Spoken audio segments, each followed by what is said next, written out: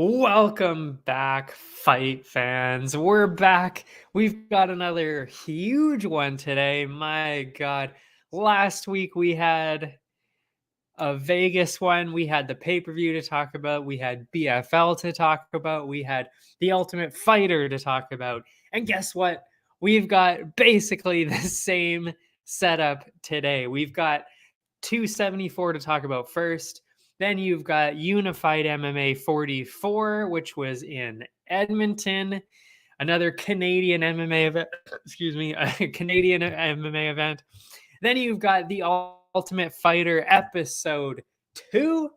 And then, of course, we're going to be back with UFC Vegas 54. So yeah, we've got another long one today. Hopefully I can get through it all quick. We'll see. So we'll start right away. We'll start with the pay-per-view, UFC 274. We'll open up with the first prelim, of course. And that was Journey Newson going against Fernie Garcia. Garcia was coming in as what's the word I'm looking for? In his debut, rookie. Those are the words, I guess. Against Newson, who had one or two fights, I think. I didn't write it down, just going based on what I remembered. Anyway, they came in starting the night off with a bang. Newson was doing a bunch of spinning attacks and kicks all over the place. Maybe not necessarily the best idea, but hey, works on the judges' cards sometimes, and you could land one.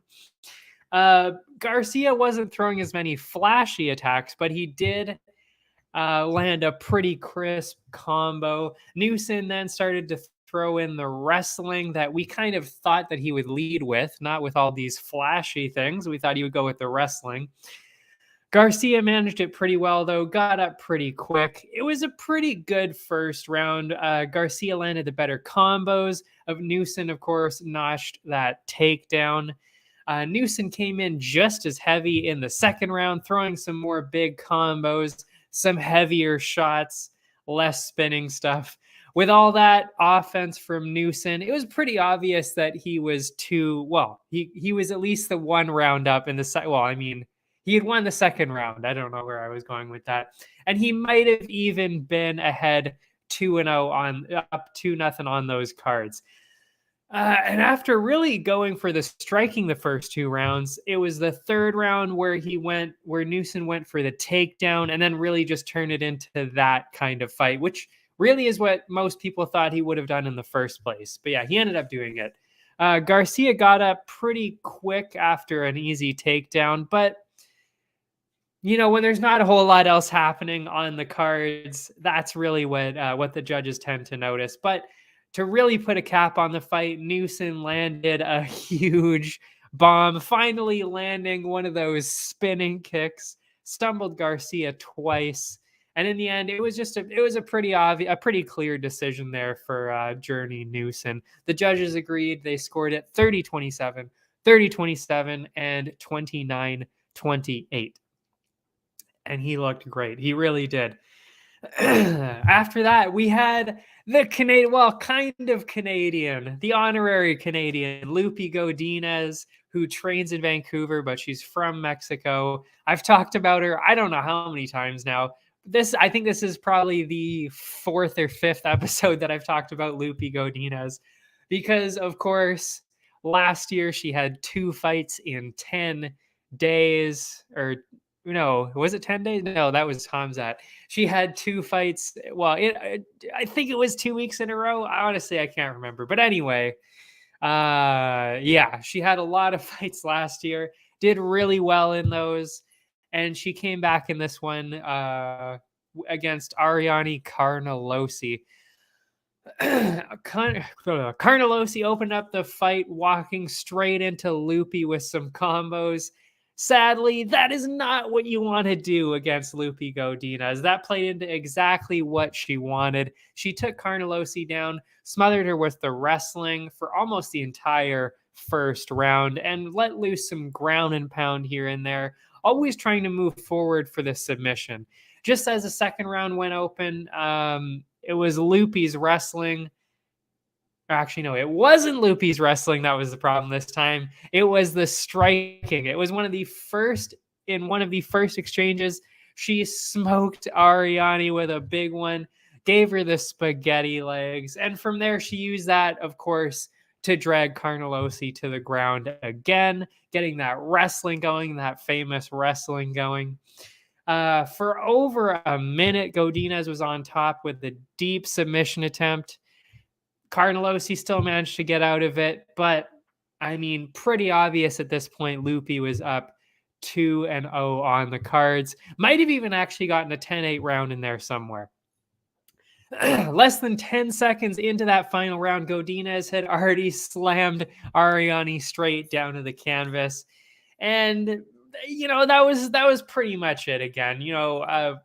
Carnelossi got up again. Godinez slammed her down again.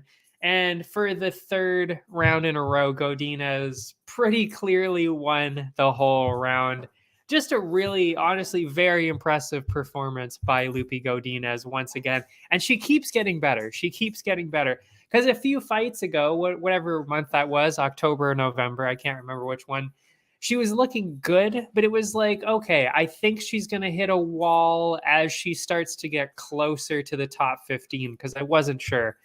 But every fight since then, she has gotten so much better. And this one really just proved how good she's really become.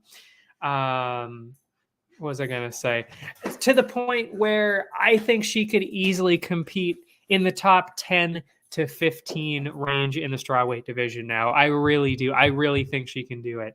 And I'm sure that's what they're going to start giving her soon, because she's starting to really rack up those wins. I think it's 3 wins now at strawweight. She did have the one loss, but that was actually at flyweight, and that was that second fight in a row on short notice. So, and that's really more impressive than anything, that she gave a good fight to a flyweight on a week's notice, essentially. So when I'm thinking next, she's got to fight somebody in the top, 10 to 15 area. Probably this year, I'm guessing, that she'll break into those rankings. I really think she can do it. After that, CJ Vergara, Clayton Rodriguez. This was one of the five split decisions of the night, and this was one of the many of those that I lost. It was not a good weekend. It was not a good weekend for us at all. But it wasn't honestly even because of my picks. Because if you watch the fights, my picks were doing really well, and either they got screwed on the judges' cards, or, they might have made one small mistake, and then it was like, oh, that's it. But most of them lost by a split decision here. And this was, well, actually, of course, I didn't talk about this one before the fight. But as always, I make all my picks on Tapology, and this was one of those ones that I lost by split decision. Anyway, I'm sure you can all hear a bunch of dumb noises in the background. That would be my dog, as always, being a complete idiot. But anyway, we'll move on from there. They both came in explosive. Both guys were throwing some quick combos. Vergara seemed to be landing the better ones, but Rodriguez was coming in with the takedowns, and he kind of stole that momentum with it. It took a minute, but Vergara got up, started throwing his combos again, relentlessly moving forward. It was pretty tight with both of them landing some pretty good strikes, but Rodriguez probably got that opening round thanks to the takedown. The second round, completely different ball game. This time, Vergara was the one who found himself with a takedown. He never really seemed to threaten a finish, but Vergara spent the whole round on top, letting loose the ground and pound, working towards a position to get a submission. So never really in danger of, finishing there, but definitely to the point where he got that round. So I would say it was probably 1-1 after this. The third round started off pretty close, but took a slight turn after Vergara was dropped to the ground. From there, Rodriguez somehow managed to take Vergara's back. Vergara got out of it, but even though he was kind of tired, Rodriguez got back into the even though he was tired, right? Because I'm talking about Rodriguez.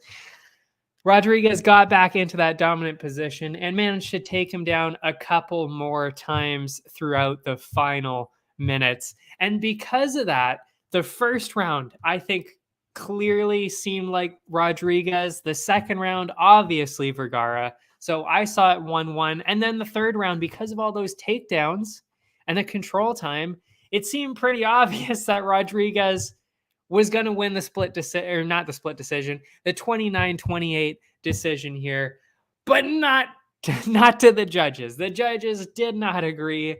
Two of them saw it 29-28 for Vergara, and that was the first split decision we lost in the night, and the first wrong, I would say somewhat wrong split decision call of the night. Next up, we had the first prelim that I did talk about last time, and that is Tracy Cortez, Melissa Gatto. I knew this was going to be close coming into this. I said how close it was going to be. I had Gatto because of her extra finishing power. Because Cortez has won decisions. She's also on the huge winning streak, but she didn't have the finishing wins, and Gatto did. So I was going Gatto by decision on this because I really didn't think she was going to probably be able to finish Cortez, but I thought she'd be able to do enough to win that decision. Cortez started off the fight ahead, taking Gatto down to the ground right away. After controlling for a couple minutes, she let Gatto up, but that may have been a mistake because Gatto followed that up by taking Cortez down herself. Impressively, Cortez actually managed to get up and reverse positions, ended up getting on top again. Although Gatto still looked really dangerous, thanks to all that control time from Cortez, I would say it was a pretty clear 1-0 lead from Cortez on that one. The second round started off pretty even, both of them throwing out some pretty good strikes. Gatto landed the heavier ones, which is what we knew was going to happen, and took Cortez down to the ground and took her back. From there, she threw some heavy ground and pound, threatened a pretty dangerous armbar. Sadly, Cortez slipped out of it and found herself on top, threw some ground and pound herself. With that late reversal, it's pretty tough. It's pretty tough to judge around like that. And we actually really saw this a lot this weekend, where there was a lot of switching positions and a lot of late stuff. So it's like, who gets the round based on that? Personally, when you've got that much control throughout the round and you're landing the heavier strikes, that to me is, I would say, in favor of Gatto. So I had it 1-1 going into the third. I wouldn't really say it was obvious that it should have been that way, but it seemed pretty clear that it was like that. But anyway, Gatto came in hot with another takedown to open up the third. She was reversed again, found herself on the bottom once again. Gatto kept threatening submissions, very dangerous off her back, but it's mind-blowing to me at this point how many fighters, and they talked about this on the broadcast as well, Anik and Cormier and Rogan, they all talked about this, and I've talked about it before too. Yes, you're threatening submissions on the bottom, but that's not good on the judges' cards, because if you don't get that submission, then you've just spent 2-3 minutes on your back with giving the other person all of that control time. And it just doesn't look good. So yes, of course, if you've got some pretty deep submissions in there and you're really threatening it, you might be able to win the round like that. But for most people, it's just not going to happen like that. What's my best bet in general or for this week? Because we haven't started talking about this week's stuff yet, but I could give you a slight preview too if you want. I will respond after that. What was I going to say? Anyway, So because of that control time, Cortez obviously ended up going ahead on the cards. I agreed with that one, even though I was on the wrong side of it. I agreed with the judges, 29-28, Cortez by unanimous decision. Gianu wants a preview. Oh, I should have thrown it up there. What's your best bet? There we go. And then we'll flip over to this one for this weekend. Let's see. We'll be talking about this a lot later, but since you asked, of course, I will go into it. And you know what? It's on the main card. It's an early one on the main card this weekend. But for me, I was a little surprised by the odds on this one. Jake Hadley, who hasn't fought in the UFC yet and hasn't done anything too crazy, is sitting at minus 225. Personally, and then on the other side of it is Nascimento, who had a very, very close fight to one of the best flyweights that are coming up, Tagir Ulanbekov. Nascimento is sitting at plus 180. So personally, I'm going with Nascimento on this, a plus 180 underdog. That to me is one of the best bets of the night because a lot of the other favorites, they seem to be clear favorites. But that one seems a little weird to me. Also, Angela Hill seems like a weird, I don't know why Angela Hill is an underdog. So to me, I've also got her. Again, we're going to be talking about all this later, but I'll give you a preview since you asked. So Angela Hill, I'm liking a lot. Nascimento, I'm liking a decent amount. And also, I don't know why people are sleeping on Jan Blachowicz right now.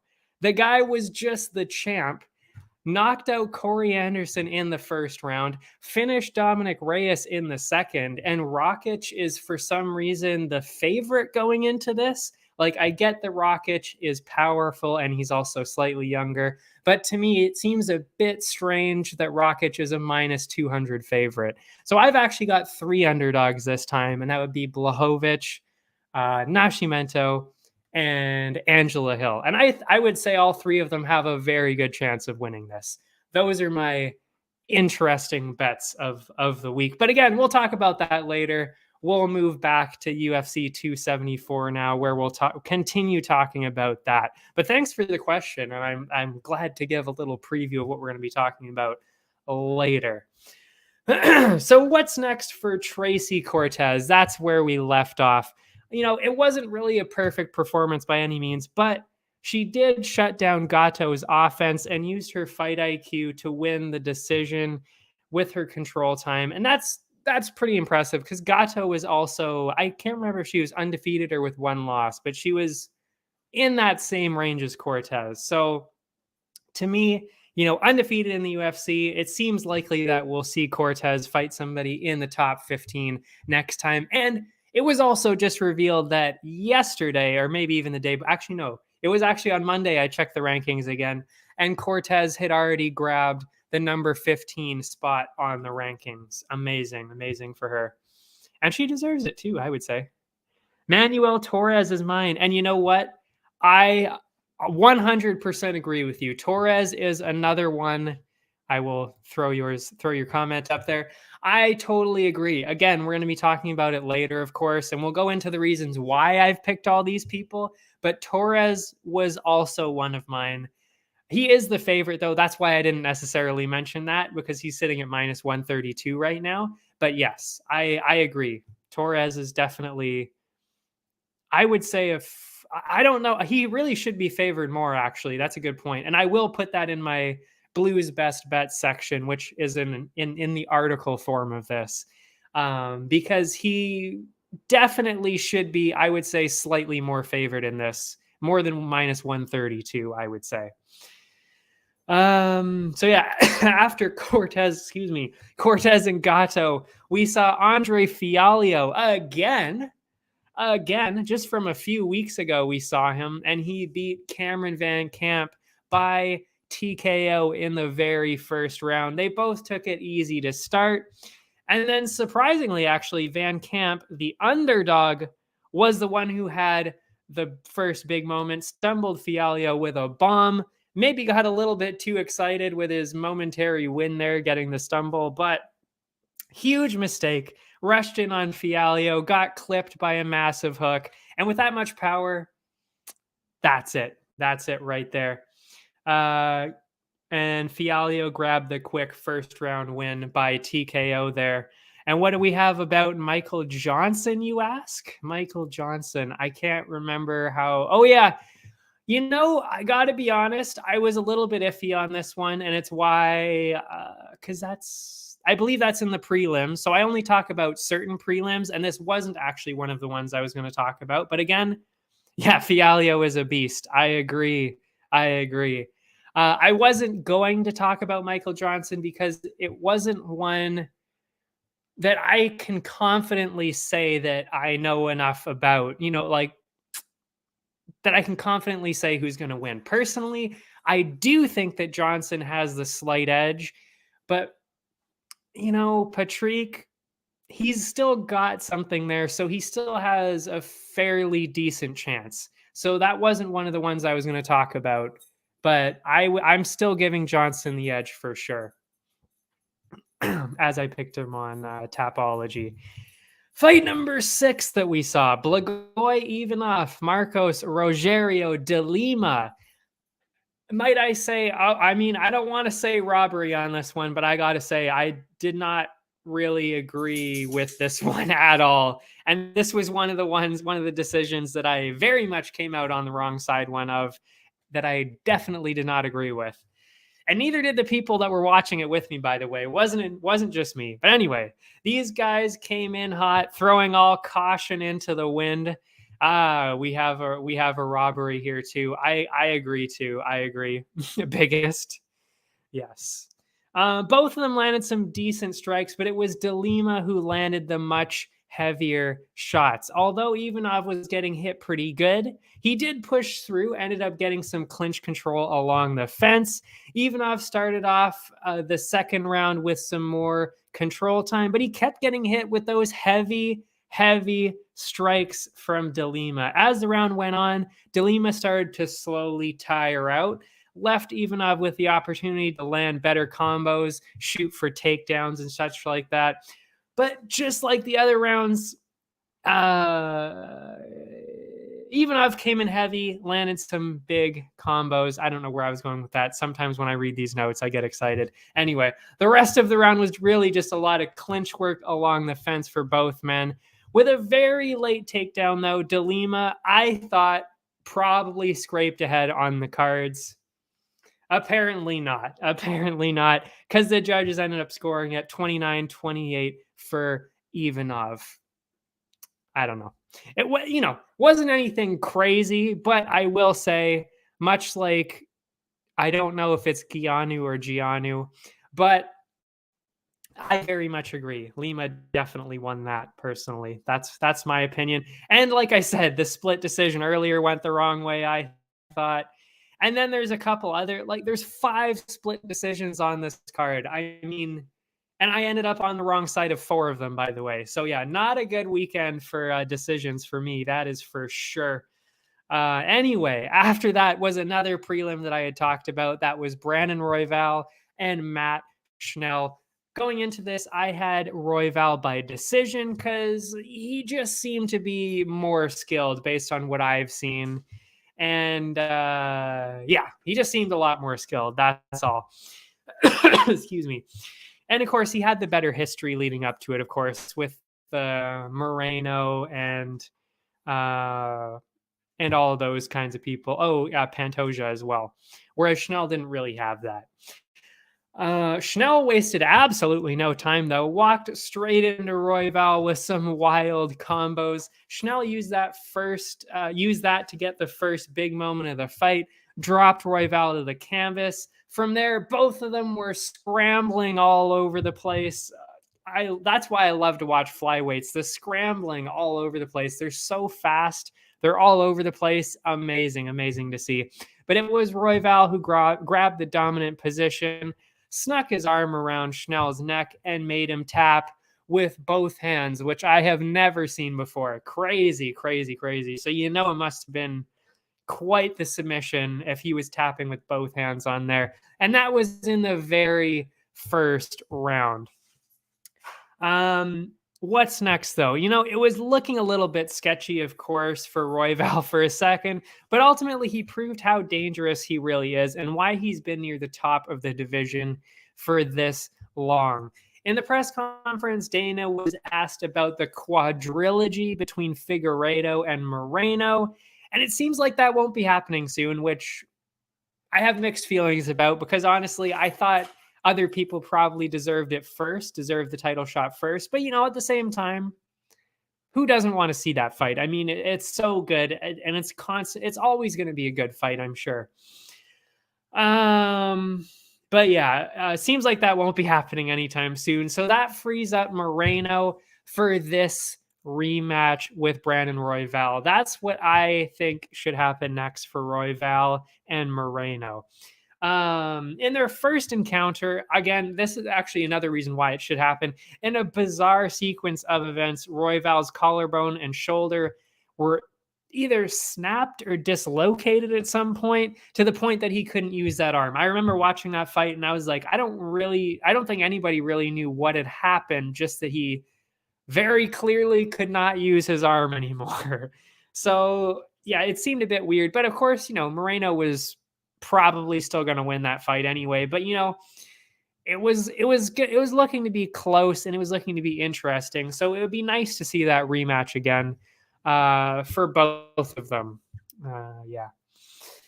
So that's what I'd like to see next. After that was another prelim that I had talked about, this time the women, and it was Macy Chiasson and Norma Dumont. I had Dumont by decision going into this, like most people, pretty much everybody actually, because she was the heavy favorite going into this. But just like the other fights of the night, the women started off quick with some combos flying from both sides. It was dead even, but Chiasson may have looked better to the judges thanks to some extra heavier strikes thrown in there and a late takedown. Chiasson kept that momentum going into the second, pressured Dumont with her striking, pushed her along the fence.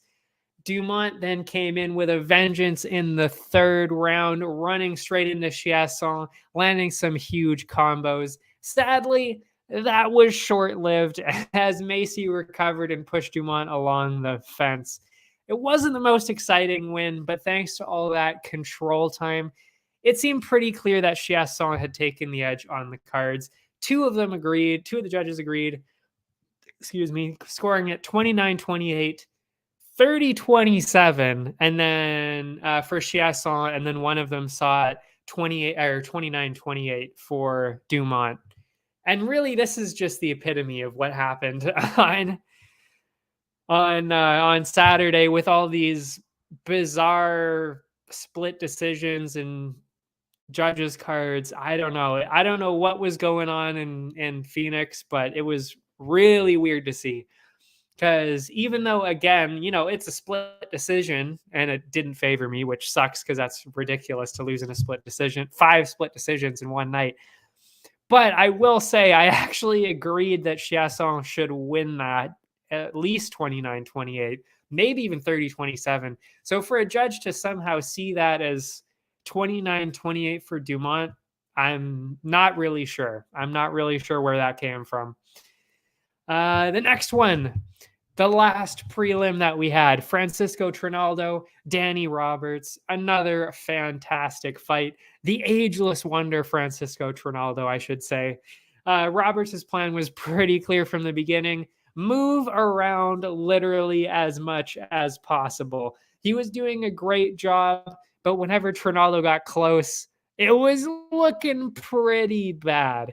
Using that style, Roberts was moving in and out of range with the strikes, likely took that opening round. Roberts couldn't avoid Trinaldo's offense at the start of the second, though, getting absolutely smoked, stumbled around trying to get away, or trying to run away. From there, he clipped him again, dragged Roberts down to the ground. It took Roberts a few minutes to get back up, but he succeeded through a flurry of heavy shots at Trinaldo trying to get that round back on the cards for him. The third round was more like the first. It was dead even until Trinaldo landed another huge bomb, melted Roberts against the fence. It was a pretty thin decision, I will say, but I'd say that thanks to the pretty big moments on the feet, Trinaldo probably edged ahead 29-28, maybe even 30-27. That's how I saw it. And all the judges agreed, all giving Trinaldo the win on the cards. And I ended up giving him that blue bonus for the most valuable fighter because, yeah, it's just so impressive because he's 43 years old and he still looks like he's 30 something, like early 30s, just so quick, so skilled, so strong, doesn't get tired. It's incredible to watch. It really is. Yeah, I mean, I'm not even just MMA fighters, but to be that healthy, to be in that good of shape for anybody at 43 would be, I hope I'm that fit at 43. I'm not even that fit now. Could you imagine? My God. So yeah, of course, yeah, that's the most valuable fighter of the night for me. Amazing, amazing. After that, we had the opening fight of the main card, and we were supposed to see Cowboy Cerrone and Joe Lauzon. Sadly, due to a taco incident by Cowboy Cerrone, he got food poisoning, so the fight had to be canceled. And I believe I've now heard that it is being rescheduled for I've heard maybe middle of June, possibly. I can't really remember. Excuse me, but it has been rescheduled. That's what I have seen on the Twitter. So anyway, instead of Cowboy, we saw Randy Brown, Chaos Williams, which is another great fight. It really is. I had talked about that anyway, so it was one that I was going to be talking about no matter what. What was I going to say? I had Williams by decision on this one because I didn't think Williams would be able to finish Randy Brown, but I did think that because of Williams's overwhelming offense, how strong he is, how powerful he is, and also how quick he is, I thought he probably would have gotten the decision here. The first couple minutes, fast and furious. Combos all over the place from both sides. Although there were a lot of strikes being thrown, not too many of them actually landed, though. The first to land was Williams. He landed a huge, huge bomb, stumbled Brown, dropped him to the ground, and thanks to that, Williams likely found himself up on the cards after the first round there.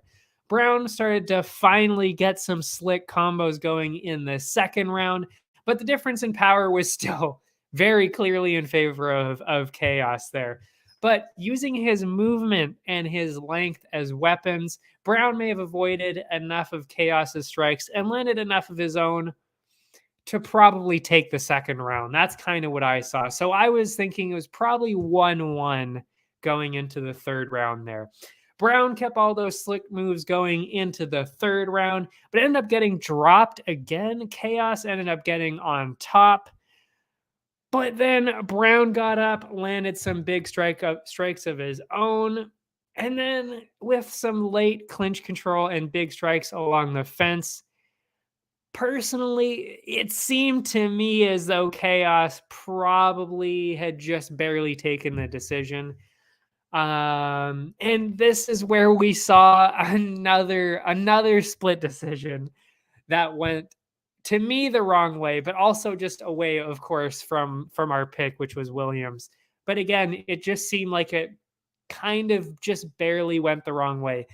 I will say none of the decisions, except for maybe DeLima, was like egregiously in the wrong direction. Even then with Lima, it was like, okay, I can still maybe see how the judges saw that. But there were so many of them throughout the night that it's still shocking to me that there were 5 split decisions in one night. That honestly shouldn't happen. That shouldn't happen at any point to have that many. Like 1 or 2, maybe. maybe. You just shouldn't see split decisions in general, really. But to see 5 of them in one night like this, I mean, what do you say? In 14 fights, that's like, that honestly shouldn't happen. And then, of course, for 4 of them to go the wrong way on our bets, I mean, that's crazy. Anyway, this was one of those. The judges disagreed with what we were looking at, and they had it 29-28, 29-28 for Brown. And then, of course, one of them scored it 29-28 for Williams. After that, we had the heavyweights, OSP, Ovince St. Preux, and Shogun Hua. I was going to say Mauricio Hua, which is his name, but everybody knows Shogun Hua a little bit more. I had OSP by finish going into this because, I mean, OSP, oh, actually, no, they're not heavyweights. OSP is a bit off and on as a heavyweight. Shogun Hua very much in the light heavyweight division. So I thought because of the extra power, plus what happened in the first time they met up, which was an early KO for OSP, I thought we were going to see that again. So I was going OSP by finish on this one. Started off very slow. Neither guy really wanted to make the first move, of course. Makes sense. I mean, they're both big guys. I totally get it. The shots were few and far between, let's say that, but OSP likely took the lead thanks to his jabbing body kicks. God, these body kicks, my goodness. I mean, he was just shooting them out there. Brown was doing a pretty good job of that too, but OSP, the leg kicks were on, I mean, the body kicks, I should say, were on point. Anyway, halfway through the second round, and the crowd was starting to boo. Honestly, I was even maybe starting to boo in my own house because they weren't really doing much. Little did I know that wasn't even the most boring fight of the night, but we'll get to that. We'll get to that real soon. Anyway, the booing continued into the third, almost drowning out the minimal commentary. There really wasn't any commentary going on either because there wasn't anything happening. So, I mean, the crowd was furious.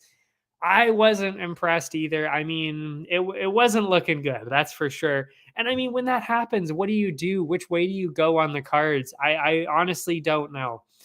And they even started to turn on, I've never seen this before, and even the commentators noticed it and commented on it too. The crowd started to turn on the flashlights of their phone and just do this because they were so bored. They were like, get some action going, and they had their flashlights out. Never seen anything like it. Unreal. Americans, crazy. Anyway, so yeah, honestly, I had absolutely no idea who won the fight. No idea. Neither one of them really did anything to put themselves ahead. If I had to pick, I would have said OSP because of the continuous body kicks, because he had a lot of body kicks going in there, and they seem to be doing a decent amount of damage. So that's where I was going with on that. 2 out of the 3 judges agreed. Again, we saw another split decision here. This was another one of those split decisions, giving OSP the win on this one. And this was the only split decision where I was like, well, actually, no, never mind. I was going to say it was the only split decision that I actually agreed with. That's not true.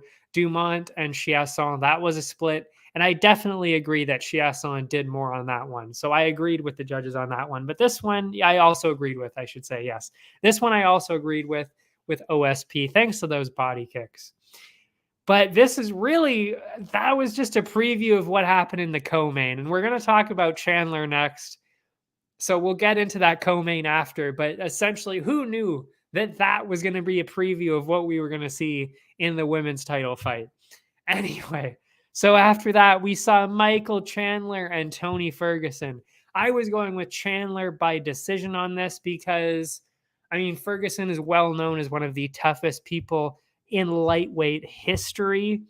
And Chandler is amazing. He's so good. He's incredible. I mean, he's been incredible in every single fight he's ever been in the UFC. So I definitely was going with Chandler by decision on this. I thought it was going to be a fairly clear decision too.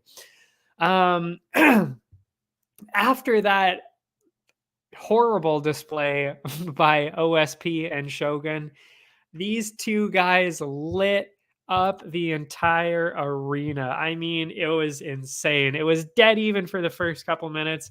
Both of them got a couple of good strikes in.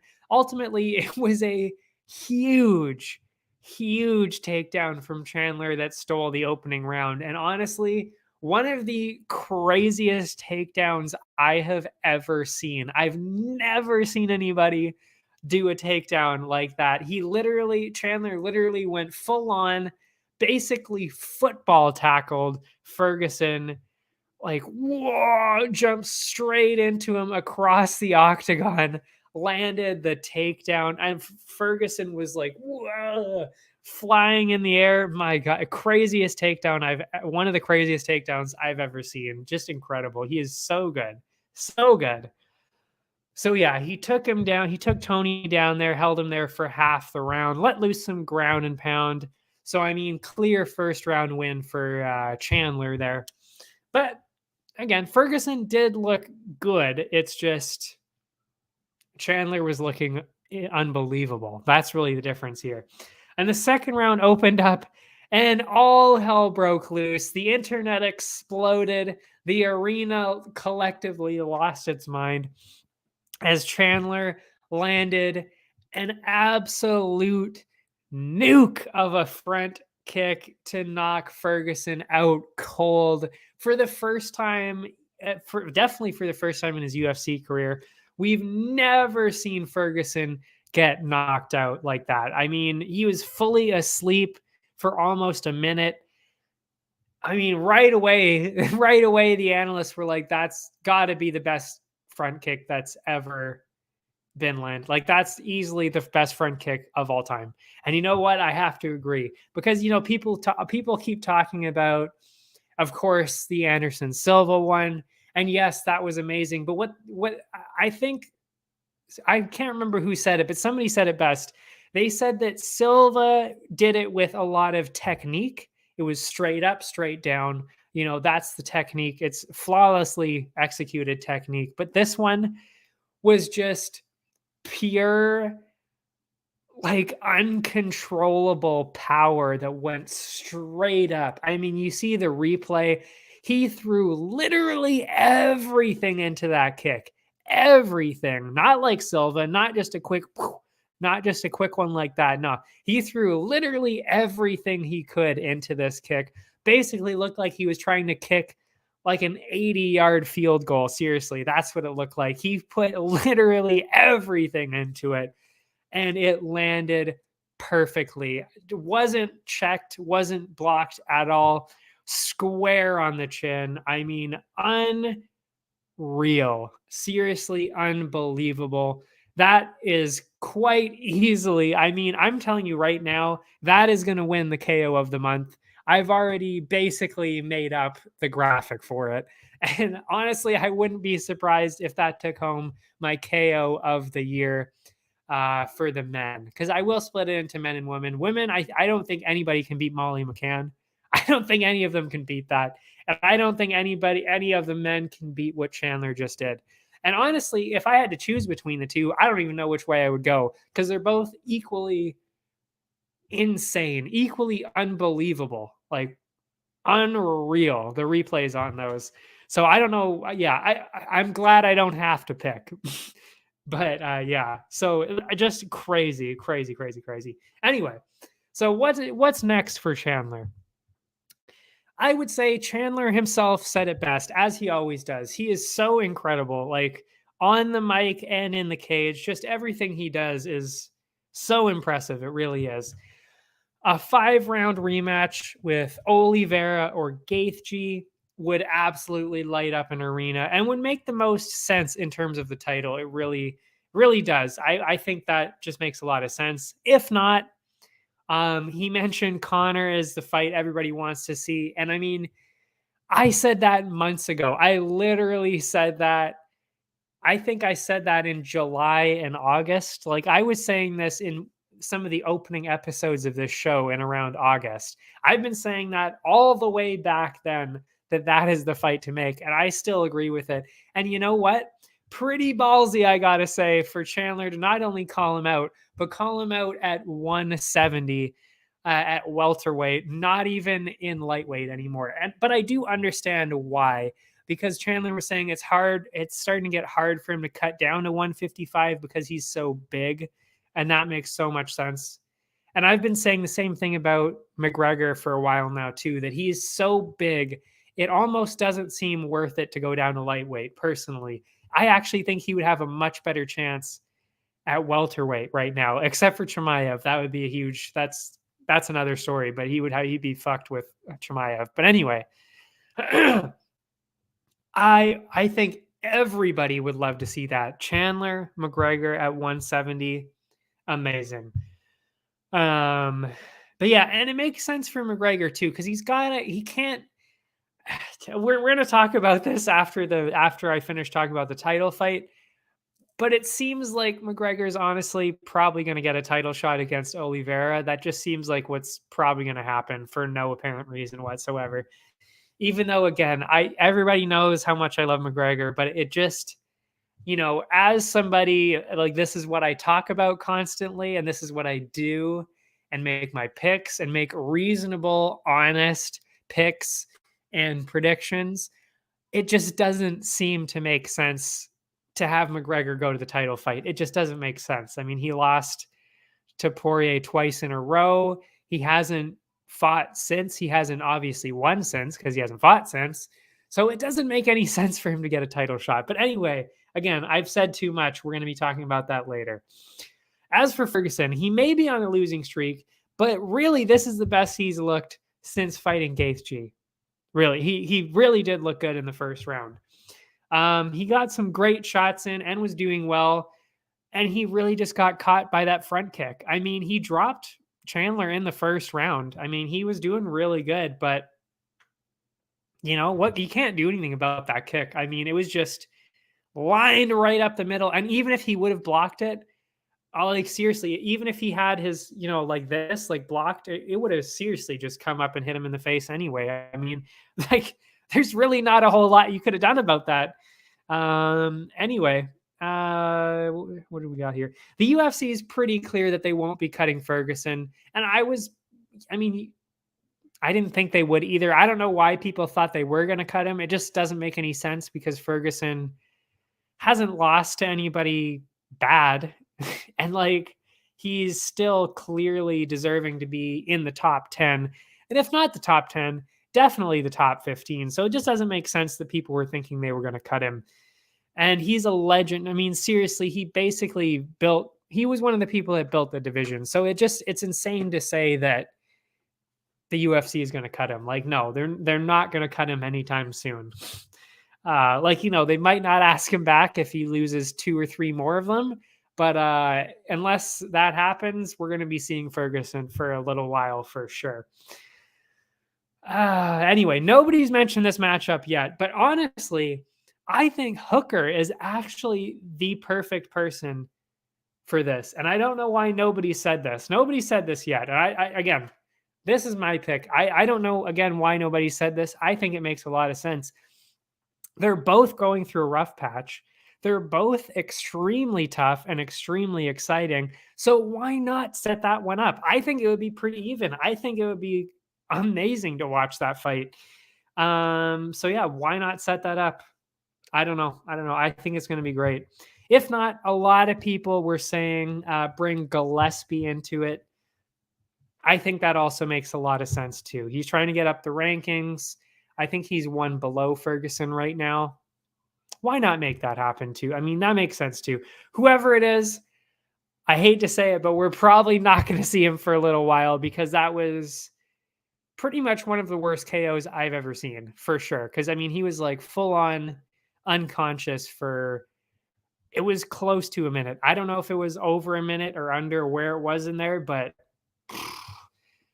it was bad. It was bad. And they said the CT scan was fine, and that's amazing, but still, it doesn't matter. That's really bad stuff. So I don't think we'll be seeing him for a little while. Speaking of terrible things, we saw the strawweight title between Thug Rose and Carla Esparza after that in the co-main. I had Thug Rose, as I'm sure pretty much everybody else did. And I stand by doing that, by the way, because she's clearly getting better and looking so good that it doesn't really seem like anybody can really beat her. I mean, Whaley definitely put up a hell of a good fight, and even to most people, Whaley won that. But I mean, she's been doing so well. It seems like it would take something special to dethrone her. So I was going with Rose. Now, I predicted a close 5-round fight, but little did I know it was going to be the closest and also the most uneventful and boring title fight in UFC history. I mean, I the commentator, the analyst didn't even know what to say, and honestly, I didn't even really know what to say as it was happening either, because like I found myself almost zoning out quite a bit because there was literally nothing happening. Um, yeah, the opening round, a complete throwaway. Seriously, abysmal. 3 strikes thrown on each side. What do you do with that? How a judge scores that, I have no idea. And that's what the theme of almost every single round one is how do you score this at all? And I can't remember who it said. I think it was maybe Anik, and he said this would be a situation where he could see a lot of people scoring at 10-10 because you can do that. And it seems weird that we never see that, but you can do that. And honestly, if I would have thought of that as a judge, like, hey, you can score at 10-10, this is literally the perfect time to do that because there was nothing. There was nothing on either side. There was absolutely nothing. So what do you do with that? Score it a 10-10. The only way, I mean, yeah, like you could have maybe gone. And what I was going to say, what I didn't write it down, but I remember what I was thinking at the time, and I was like, the only way I could see scoring this, and I think Anik also mentioned it on this one too, is that Esparza was moving forward, actually seemingly trying to get offense going. So that's called, the octagon control. So you could have edged it 10-9 for Esparza on that one. Yeah. So that was the first round. The second round, exactly the same, really. Neither one of them doing anything. Esparza threw a quick takedown out there quickly, but Rose shot it down, and she shot down 2. Esparza only landed 2 out of 11 takedowns. So that should really tell you how good Rose's defense really is. Being that Esparza is pretty much the best wrestler, well, one of the best wrestlers in the entire division. So that should tell you enough right there. But again, it's like, what do you do? What do you do with the second round there? Do you give it to Esparza because she shot for the takedown and almost got it? I don't know. Or do you give it to, I don't see any reason to give it to Rose though. So it's like, like, what do you do with all this? What do you do with this? I don't know. And finally, in the third round, the action started up a little bit. Esparza almost got a takedown, and Rose landed a couple of big strikes in there. Even still, though, there wasn't really anything to solidify that round from either side. So again, it's like you still don't really know what's happening. The fourth, the fight slowly started to pick up. Esparza notched a couple of short takedowns, and that was really the only round that I thought had a pretty clear winner, and that would have been Esparza because of all those takedowns. Well, I guess there were 2. There were 2 takedowns. So yeah, I would have said, and they were really short. So I would have said that she barely edged ahead that round, and that was the only one that I was confident about. Then we saw in the final round, where are we here? Oh yeah, in the final round, Rose finally did something. I mean, after 4 rounds of literally nothing, she finally did something, landed a takedown with 10 seconds left in the fight. Again, if you had the power to get your takedowns in that easily, because she barely tried, she landed 1 out of 1. Didn't even try any other takedowns. Just one with 10 seconds left. Like, it's just, yeah, it's just so bizarre. So yeah, and after that, the judges, again, another split decision. The fifth one of the night. Of course, going away from the champ and away from our pick. But anyway, I think it was fair, to be honest. I picked Esparza too. The judges had it 49-47, 49-48 for Thug Rose. I mean, not Thug Rose, Esparza. And then one of them had it 48-49 or 49-48 for Rose. I don't know. I don't know where they got that. I honestly have no idea. But again, nothing, so little happened that you could have literally gone either way on pretty much any of those rounds, except for maybe the fourth. Like, it's just so insane. I don't really know what to say. And then I wrote a huge breakdown here, just kind of explaining my thoughts after the whole thing, because I think you kind of need to talk about it a little bit. The analyst after the fight really said exactly what I was thinking the whole time, and that's that Rose still seems like the best woman in the division. They said that. I was thinking that. I still agree with it, which is why I actually still stand by my pick of Thug Rose. And guess what? I would pick her again. I really would. If the fight were to rehab, if we saw a rematch a couple weeks from now, a month from now, whatever, I'm still picking Thug Rose. I really am. But the problem was that she didn't show that she's better. She didn't show anything. She didn't show anything at all. She shut down all of Esparza's offense, which is extremely impressive. And that really does show you how good she actually is. But then she didn't do anything with it. She didn't put out any offense of her own. She was 1 for 1 on takedowns, and she landed more strikes. So every time she pushed the offense, it worked. It worked every single time. So you have to think then, why wouldn't you throw out a little bit more? Literally a little bit more. We're talking 5-10 strikes, maybe a short takedown thrown in there every single round. And that's it. We would have been talking about an easy, probably pretty easy 5-round decision for Rose there. So, why weren't you trying to show that? It's just, it's just so insane. Let's see what we had here. Where was I going here? And the reason she lost, of course, because she wasn't throwing anything, but Esparza was trying to throw it. And that's what we were getting at. And I don't know if Rose still gets it. I mean, maybe she watched it back and she gets it now. But in the press conference, you could tell that she still didn't really understand why she lost. And which is baffling to me, especially when you're the champ. Like, you're the champ, you know what a champ should be doing. It's mind-blowing to me that she didn't understand what was happening. And it's because Esparza was actually moving forward, trying to get the offense going. And that's the whole point of having judges, is you go, whoever is doing the most offense wins on the cards.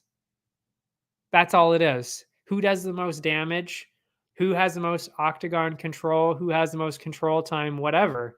That's all about offense. Says nothing in there about defense. Nothing in there about defense. So to completely dedicate everything to defense and not do any offense whatsoever,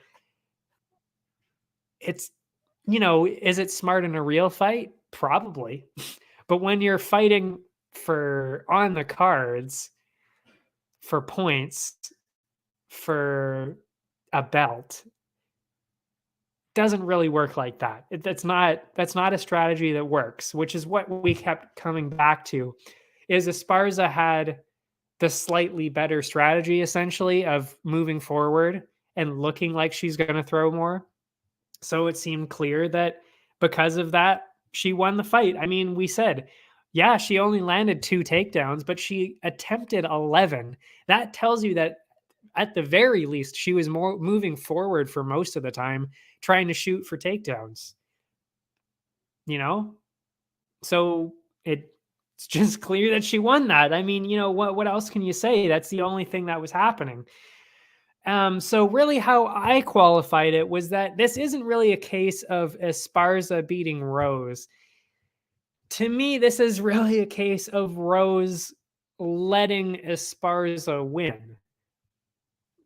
That's really all I saw. Because as a champ, you have to be a champ. You have to prove that you're the best and that people should be scared to fight you. Rose just didn't do that. She proved her defense is amazing, which is very impressive, but didn't show the aggression and the offensive skill that a champion has to have to win.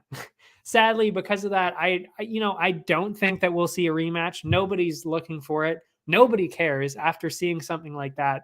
Nobody cares about seeing a rematch. But I will say it should happen because I it seems pretty clear that Rose really still is the best. She just didn't do anything to prove it. Excuse me. So what's happening next, and what it seems to be like what we're seeing next? I mean, of course, Dana White didn't give anything away because he never makes, fights after, on the night of at the press conference, essentially.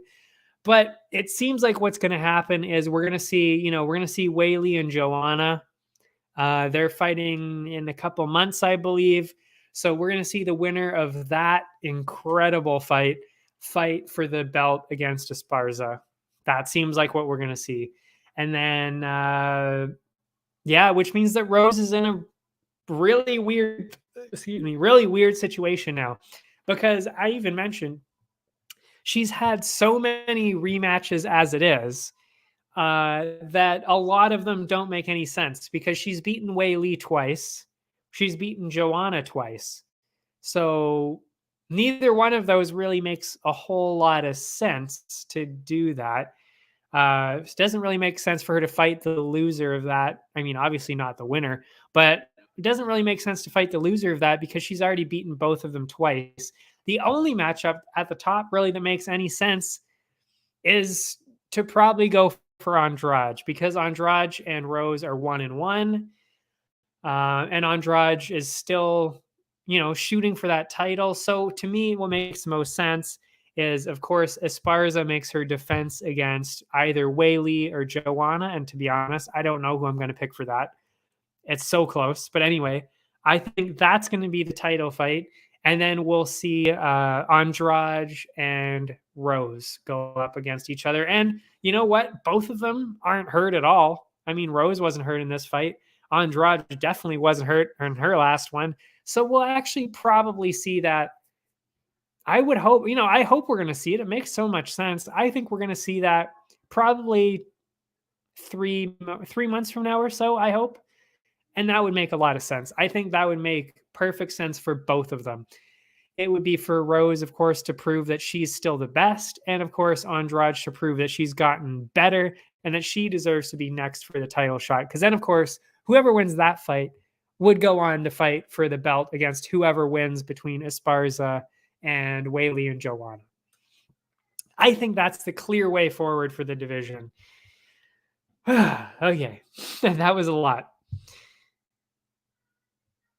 Yeah, and then of course we had the main event, and my God, what a wild weekend for this fight. I mean, you've started off, of course, on Friday at the weigh-ins with, the scale controversy, which, by the way, I mean, my God, like Dana White even said they're going to start putting excuse me. Excuse me. Wow. Dana White even said they're going to be starting putting security next to the scales, just because people were obviously messing with the scales, and that led to the whole controversy, because there were a total of 20 fighters that came in half a pound overweight, and 2 of them couldn't shed that extra half a pound, that being Dumont and, of course, Oliveira.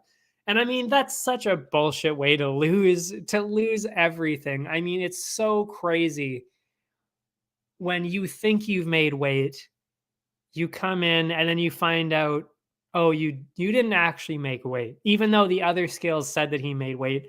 It's just, I mean, like, I can't even imagine what was going through his head. Like, what is happening right now?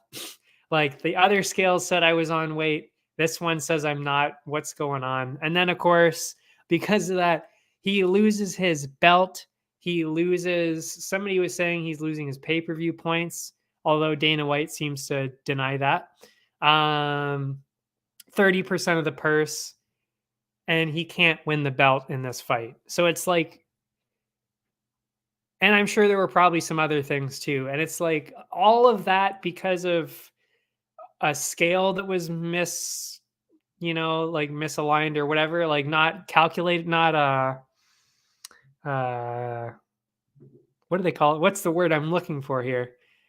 Not fine-tuned properly. I don't know what word I'm looking for, but it's around that essence. But anyway, yeah, so it was just really weird.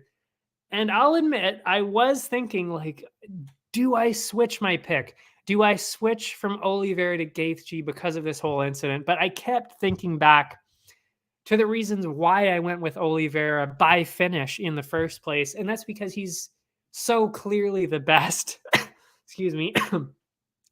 He's so clearly better than anybody else that it's unbelievable. So yeah, the weight was a little concern, but you know what? I had to keep going with Oliveira, and obviously I'm so glad that I did. Less than 30 seconds in, and the arena exploded. Wow, my throat's really messed up today. They both jumped right in, lit each other up, and Gaethje was the first to land. Smoked Oliveira with a huge shot, dropped him to the canvas. But you know what? Doesn't matter. Doesn't matter because that's Oliveira doesn't care, and it doesn't matter because he's the only person that I've ever seen in any division ever. And I've seen a lot of fights now.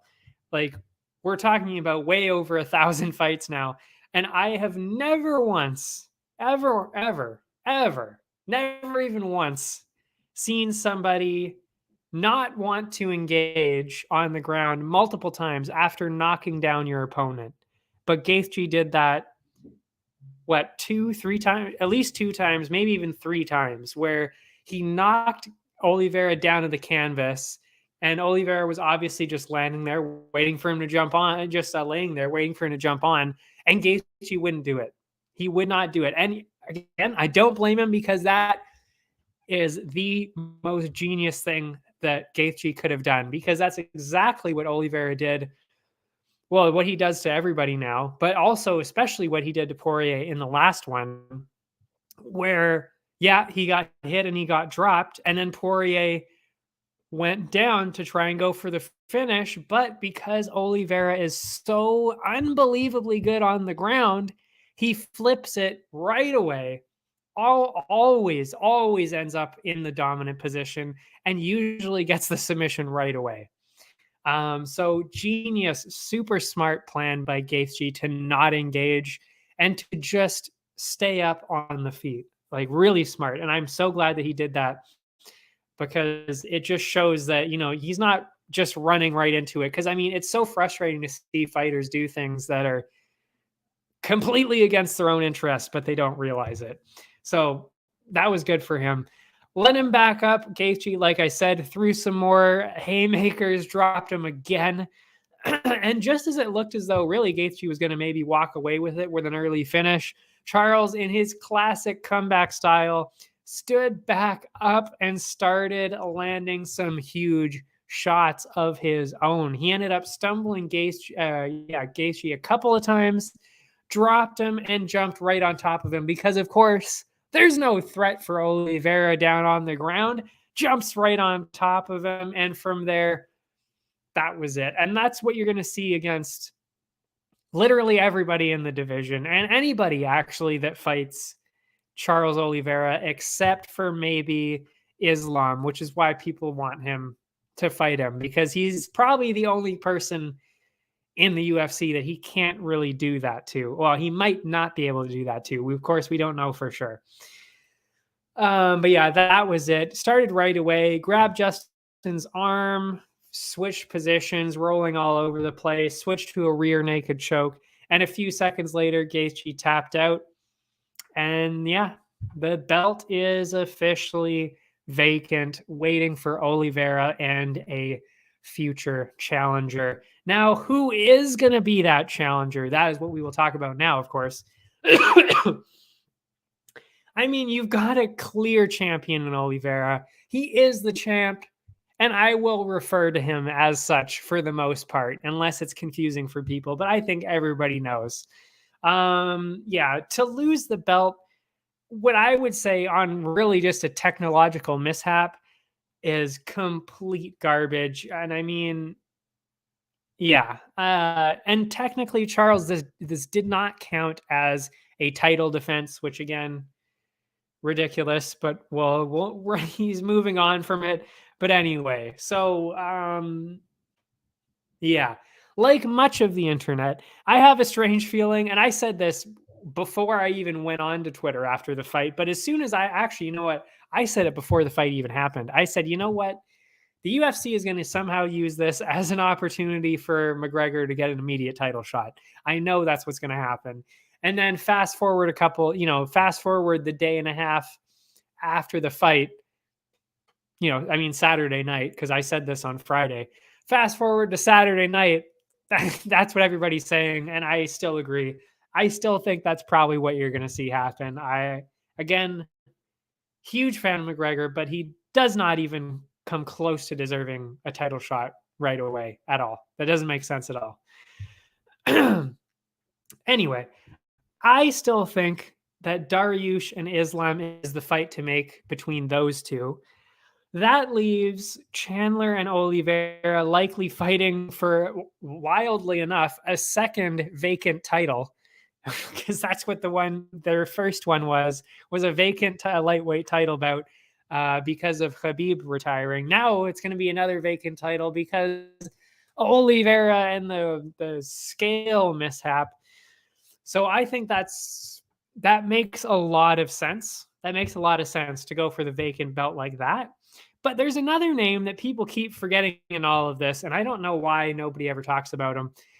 Rafael dos Anjos, RDA. He's an absolute monster, and there is no reason why whatsoever he shouldn't be injected into the mix, specifically for Chandler and especially for McGregor. It makes so much sense, and I don't know why nobody has said that. I don't know why, because RDA and Conor were supposed to fight before. It's a fight that was supposed to happen. Plus, RDA still going up those rankings. Amazing, incredible fighter. And Conor wants to get back into it with a tough fight. I think and he wants a big name, of course, as always. RDA is a big name. Why not? It makes a lot of sense to make that happen. And I don't really know why nobody else has really talked about that, because it makes a lot of sense in terms of the title picture too, because I would say whoever wins that is probably getting, if not a title shot, maybe somebody just below that. Then you're talking about Chandler or Gaethje or Poirier, whatever, somebody in that kind of conversation. I don't know. Man, nobody's been talking about that, and I find that really strange. Anyway, that is all of the pay-per-view. My God, we took a long time spending a lot of time talking about that, but we're done with it now. Actually, we're not quite done with it because I'll go through quickly the bonuses.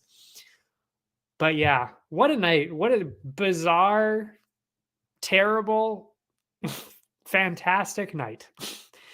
So yeah, KO of the night. Obviously, without question, Michael Chandler. He is going to get the KO of the month. I can tell you that already. Unless something absolutely insane happens throughout the next couple of weeks, but I really don't think so.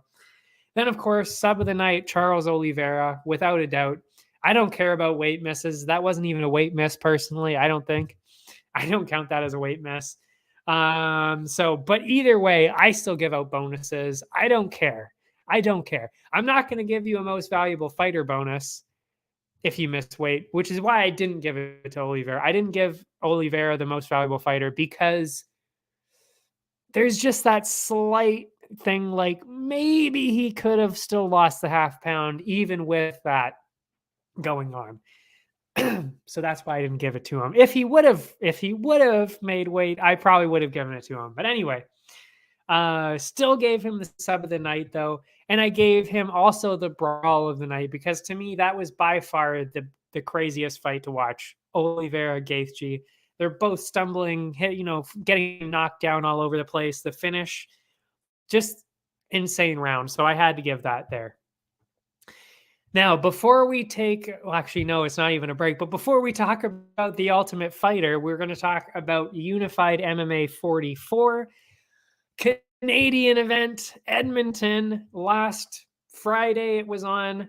So we'll quickly talk about that. The first one was Nick LeBlanc beating Quade Bujold by TKO in the first round. And my God, this was the most one-sided fight I have ever seen, I would say.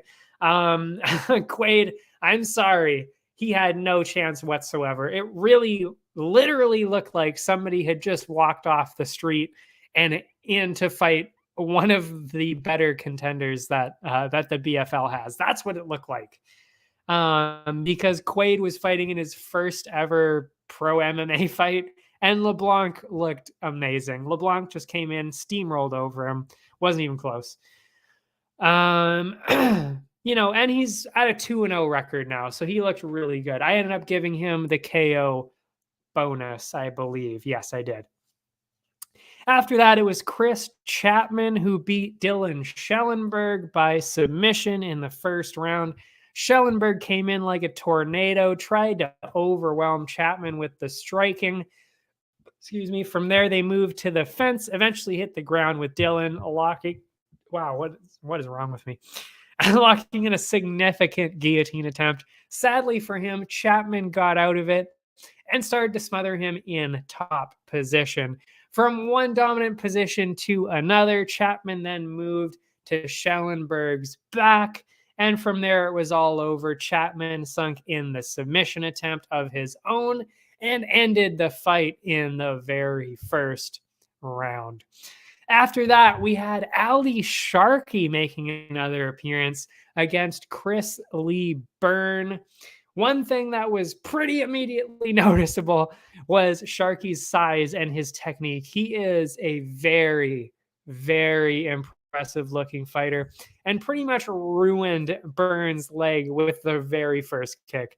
Interestingly, Byrne looked to be the more confident man, holding his hands down, looking for counters, throwing takedowns attempt into the mix.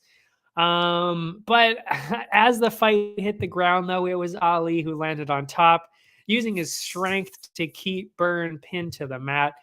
And amazingly, thanks to those leg kicks, in between the first and the second rounds, Byrne had had enough, and he threw in the towel in the middle of that break in between the rounds.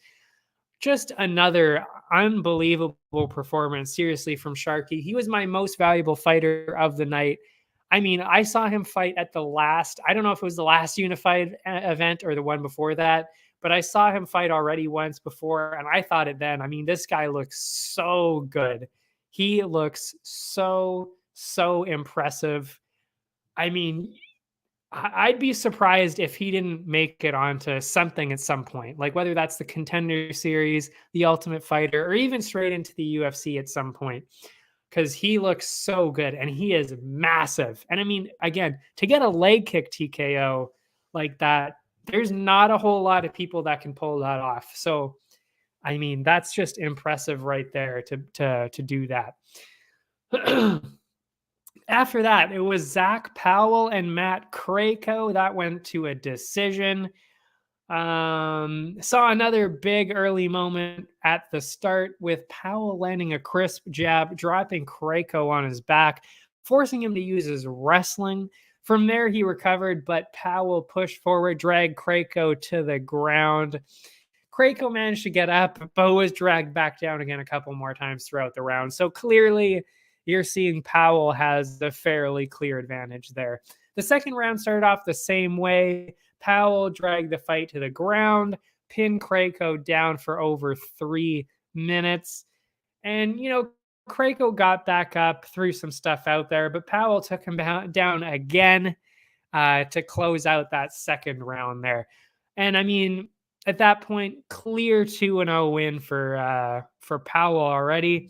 Craco came out in the third, obviously knowing he was down, tried to throw a lot into it, tried to get some offense going.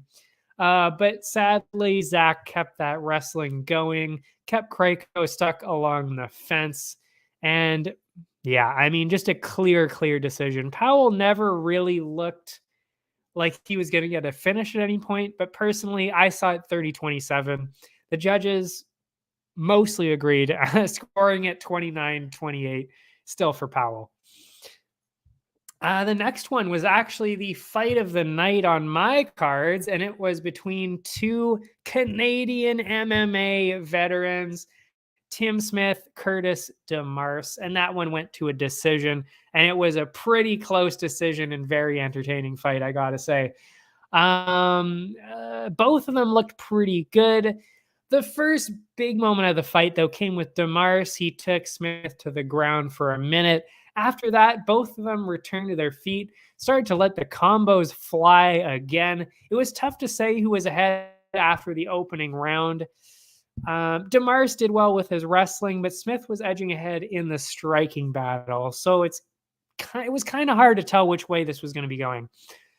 The second round opened up with some more striking from both sides, moved it into another takedown for DeMars. When they got back up to their feet, that's where this fight really exploded. Both of them landed some combos, some kicks, some knees, some elbows, threw everything at each other. Smith was looking great, stumbled DeMars, but then it was DeMars who actually poured it on and almost finished Smith. And after that outrageous pace in the first two rounds, the offense started to kind of slow down in the third round, but we still saw some decent striking from both sides. As the round went on, it was DeMars who started to steal the momentum with his clinch work along the fence, and then another late takedown. I mean, it was a tight fight, and it really could have gone either way. I don't even know which way I would have had it. The judges had it 29-28, 29-28, and 30-27 for Tim Smith. The co-main was Tom O'Connor and John Nguyen, and that one ended with a submission from Tom O'Connor, and it was actually the submission of the night for me. O'Connor tried to take the momentum early, pushed Nguyen along the fence. From there, though, it seemed like it was Nguyen who locked down the first takedown, landed on top and working for a submission there. O'Connor got up, but then we saw the exact same thing playing out again. Wow, I'm stumbling already. Pushing Nguyen down along the fence and Nguyen grabbing another takedown. And he got 3 of those, notching 3 takedowns in the opening round. Nguyen kept that going in the second round with some control time along the fence.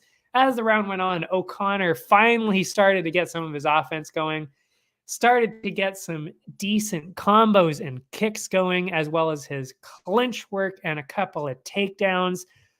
With about 30 seconds left in the round, it looked as though O'Connor was going to end it with some heavy ground and pound, but Nguyen held on into the final round there. And that's when really this ended up being a case of stamina. The clear edge in stamina at that point was towards O'Connor. He kept moving forward, landed an easy takedown, and from there, used the wrestling, moved into a better spot, and then finished the fight with a beautiful rear naked choke, which ended up, as I said, getting my submission of the night bonus. Then we saw the bantamweight title fight between Noah Ali and Gabe Sagman, and that also ended in a decision. Both both of them were slow to start, obviously trying to be careful. You don't want to make an early mistake in a title fight, of course. The first moment came as Sagman got Ali along the fence, dragged him down to the ground.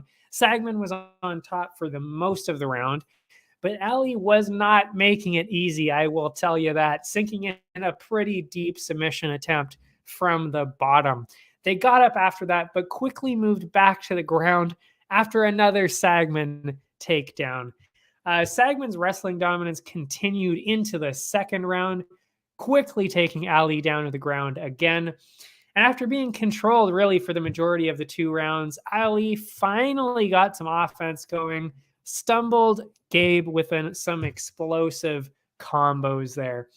Then they were scrambling around, and then out of nowhere, Ali snagged Sagman's neck and squeezed it with everything that he had.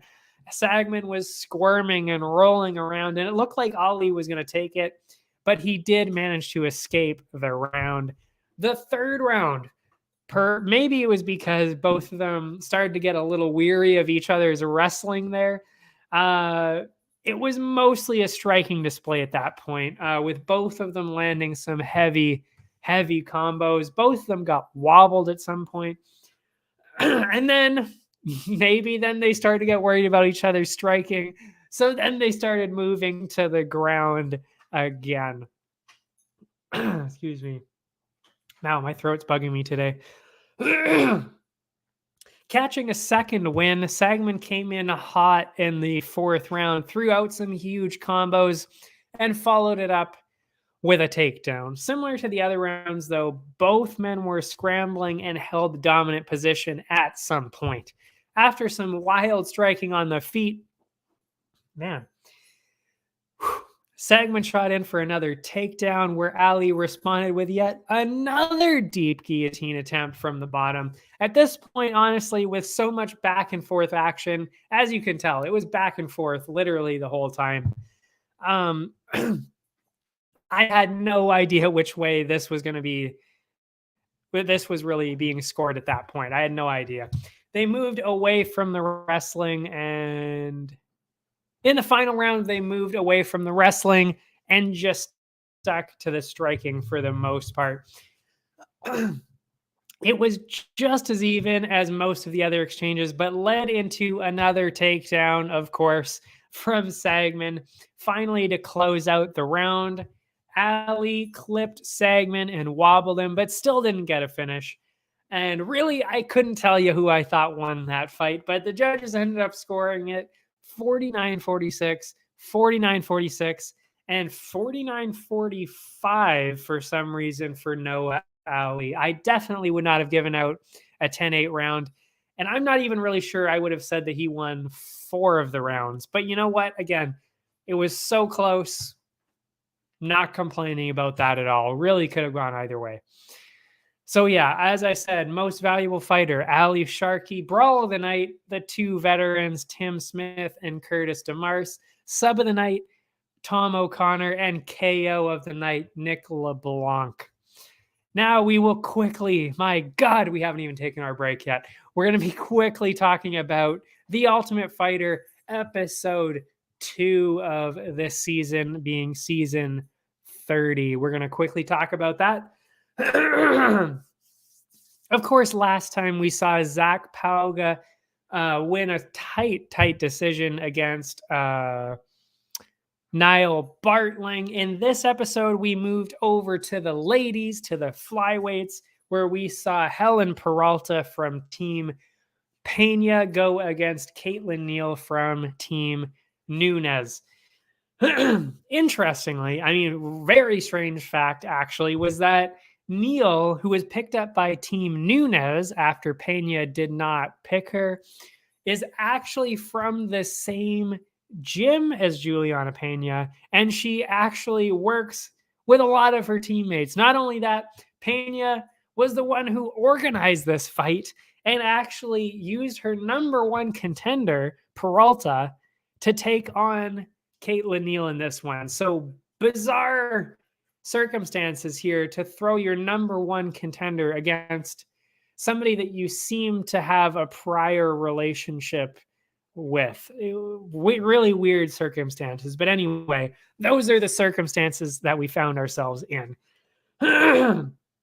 Also, quite interesting, actually. Neil grew up as a devout Mormon in Utah.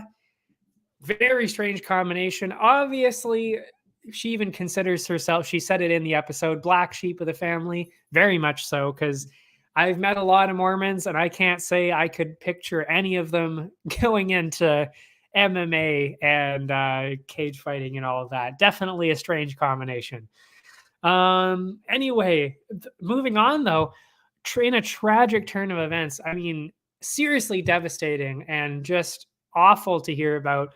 But her dad actually passed away during the fight week, about, I think it was 2 days before the fight was scheduled with Peralta here. So, I mean, just horrible circumstances, horrible timing. I mean, there's never a good time for that. But definitely, I would say one of the worst times would be when you're trying to do this, on such a huge scale, trying to change your life and do all that, and then you get hit with that kind of blow. That being said, she did say, it probably made it even worse, or maybe just a little bit stranger, because apparently she hadn't seen him for about 8 years due to his addiction, and she's been trying to protect herself by not engaging with somebody like that for that long. As for Peralta, she was the first chosen fighter, like I said, the first pick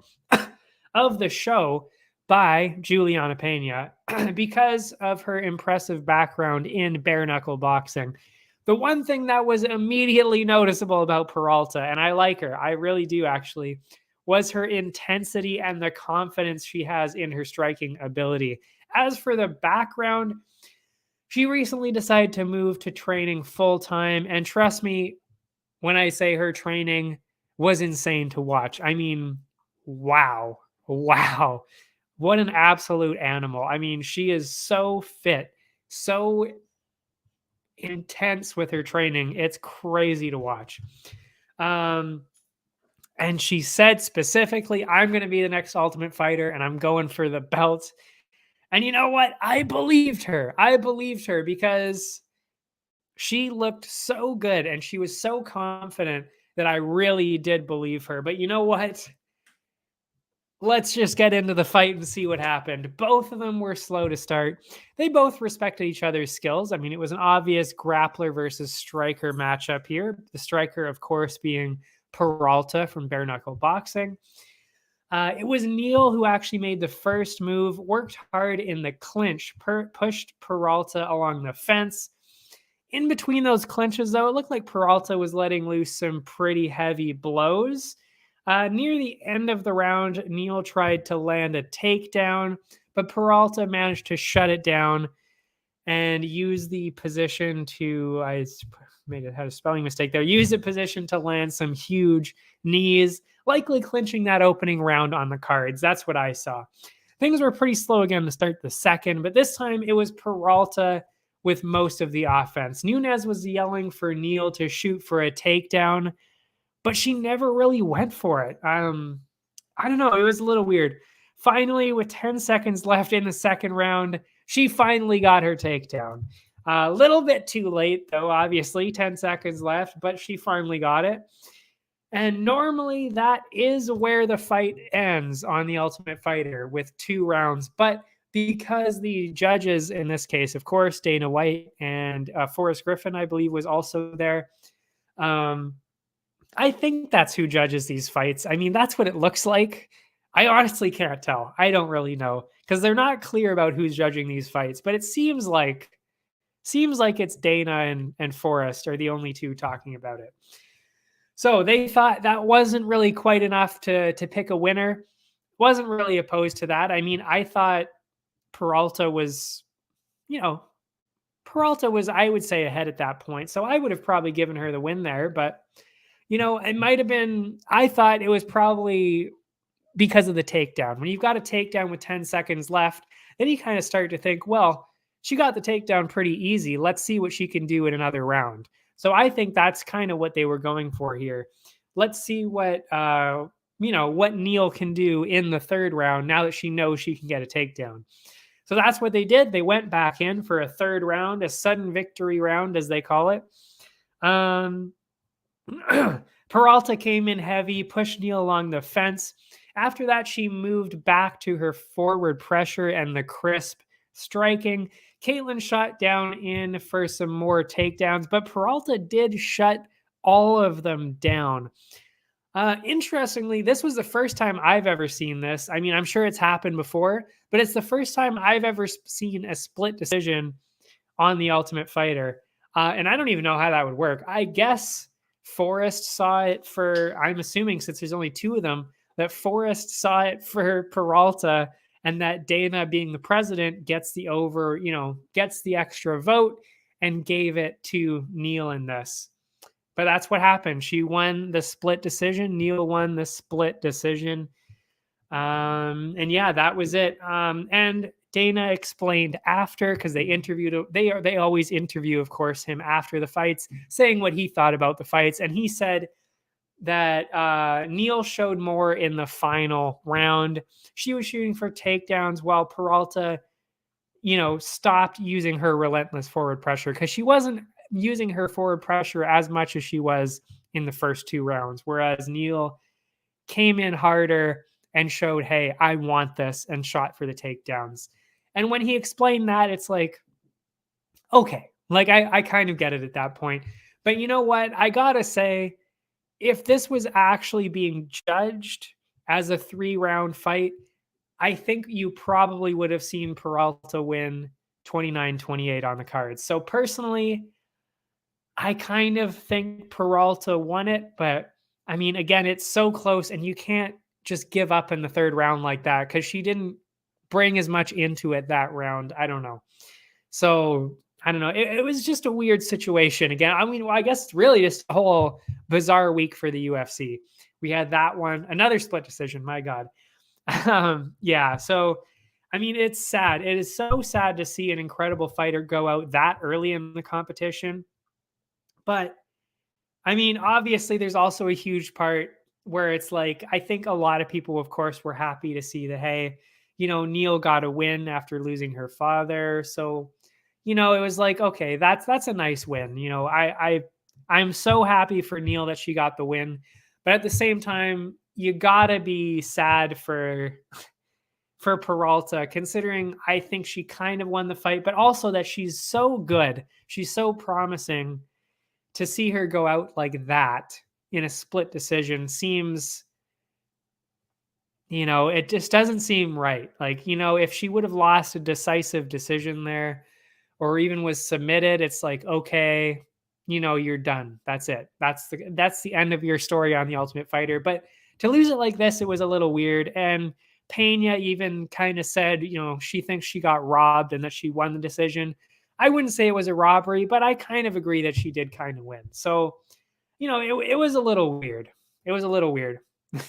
But you know what? I really do think that we will see her back here again, because, she wins a couple more fights, wherever that may be, wins one or two more fights, comes back in after getting, maybe a couple more early finishes or something like that.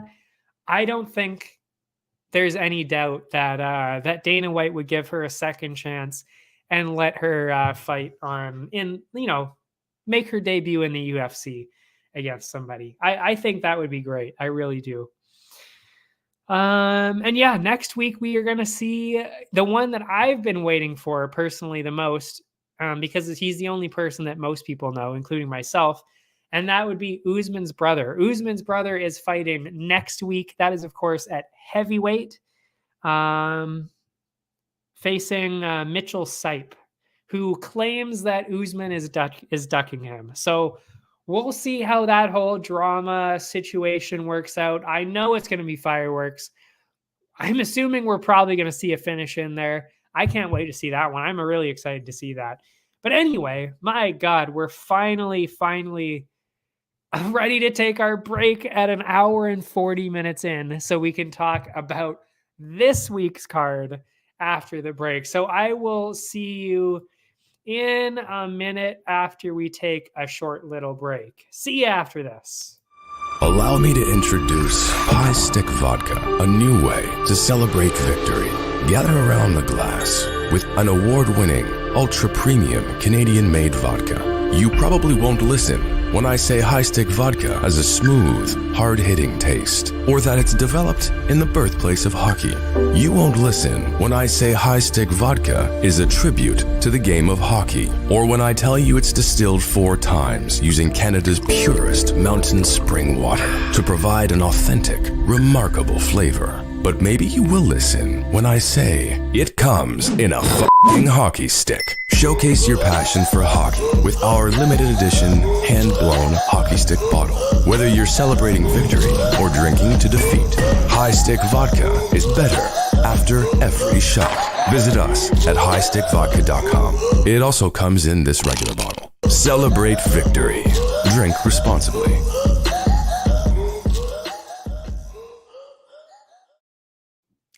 Welcome back, everybody. We're back.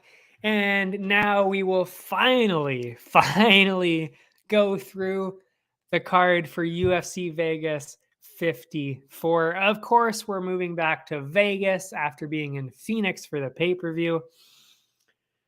So we'll open it up with the main card. And actually, as I mentioned to the person that I was chatting with earlier who asked the question, we open up the card with Jake Hadley and Alan Nascimento.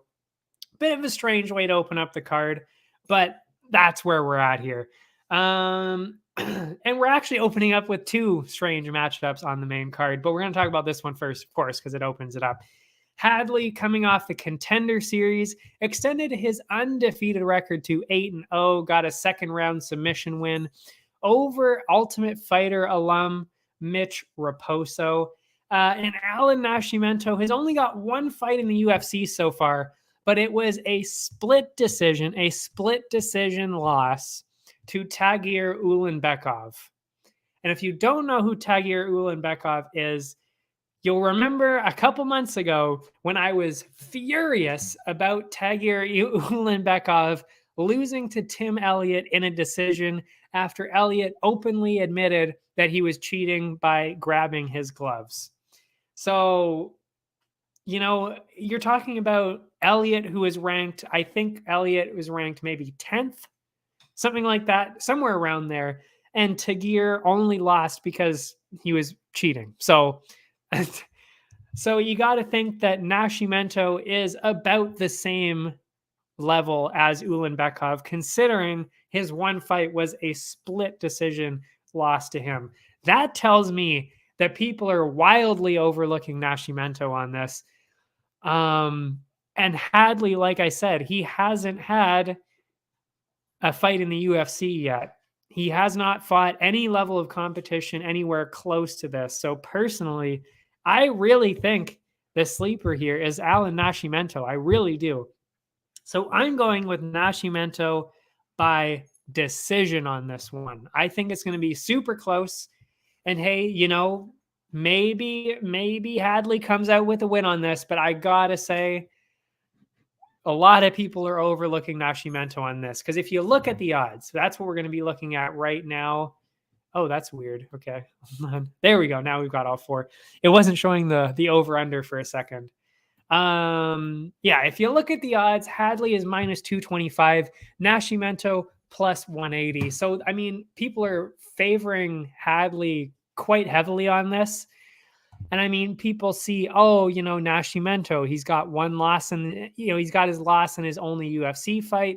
Hadley, undefeated, got to finish on the Contender Series. I know how it looks, but I'm telling you right now, the fact that Nascimento had a split decision against Tagir Ulanbekov is very impressive, because you got to remember, that means that if Nascimento would have won just on another person's card, getting that split decision win, he would have been the one fighting somebody like Tim Elliott. That's how you got to think of these things. So very close. So that's why I'm giving it to Nascimento at plus 180. Now, over under on this one, minus 184 for over 2.5, under 2.5 plus 142. I think the obvious way to go with this is the over. I mean, you're talking about flyweights. You know, Hadley's never been finished. Nascimento went to the split decision with Ulanbekov. It just seems pretty clear that we're going to see a decision here. Minus 184. Honestly, fantastic odds for that. After that, Frank Camacho, Manuel Torres. I mentioned this also when the other person said it. I also had Torres, and I didn't mention it as a standout bet because they're pretty close and the odds are favoring Torres already. But yeah, here we're going to see another debut from a Contender Series alum, this time in the lightweight division with Manuel Torres, including his Contender Series appearance in October. He's actually been on a streak with 3 first-round finishes in a row. Camacho, on the other hand, he's gone 2-5 in his UFC career so far. His wins haven't really been over anyone all that impressive, but his losses have come to impressive contenders like Lee, Neal, Dariush, and Dober. Sadly, he's on a 2-fight streak of getting finished in the very first round. Although Camacho's losses have been to impressive fighters, when you've been finished in the first round in your last 2 fights and your opponent has 3 first-round finishes himself, doesn't look good. Does not look good. So there's a chance that, we might see Camacho's experience play a factor and he could edge ahead in a decision. But from what I can tell, I think there's actually a lot better chance that we're going to see Torres get another early finish to open his UFC career. That's my prediction on this, a Torres finish. And the odds are minus 132 for Torres, Camacho plus 108. So yeah, I would say, the money's clearly got to be on Torres here. It's so close in the odds. And when you've got, that many, 3 first-round finishes in a row and your opponent has 2 first-round losses in a row, it just makes a lot of sense. The over-under on this one, minus 150 for over 1.5. 1.5. That's what it's standing at right now. And the under is at plus 116. So you could really go either way on this. The odds are pretty good for either one. But I would have to guess that, you probably gotta go towards the over 1.5 on this one, because you're talking about, Torres hasn't fought in the UFC yet. Can he actually get his early finish? And can he do it before the end of the second round? I'm not sure. It's going to be tight. I don't really know. So I'm going with the over 1.5 at minus 150. It seems a lot safer to me. The next one, I still don't know if it's Caitlin Chookagian or Catlin Chookagian. It's spelled as Catlin, but makes more sense as Caitlin. So I'll go with Caitlin because I'm pretty sure I've heard them say that. Caitlin Chookagian and Amanda Ribas. Another ranked women's bout. We'll actually be talking about 2 other ones. And I actually talked about one of them earlier when the other person was asking questions earlier. But this is the one on the main card. And we will see the flyweights, Chookagian, who is really a flyweight standout, putting herself confidently right now in the number 1.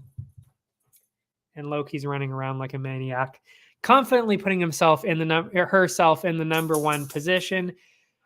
She's won 3 in a row, Calvillo, Araujo, and Maya, sitting at an impressive 17-4 record. And all of her losses have come in the UFC, and they've been to some of the best flyweights in really the division's history, like Andrade, Carmouche, and of course, Shevchenko. Those are all her 4 losses.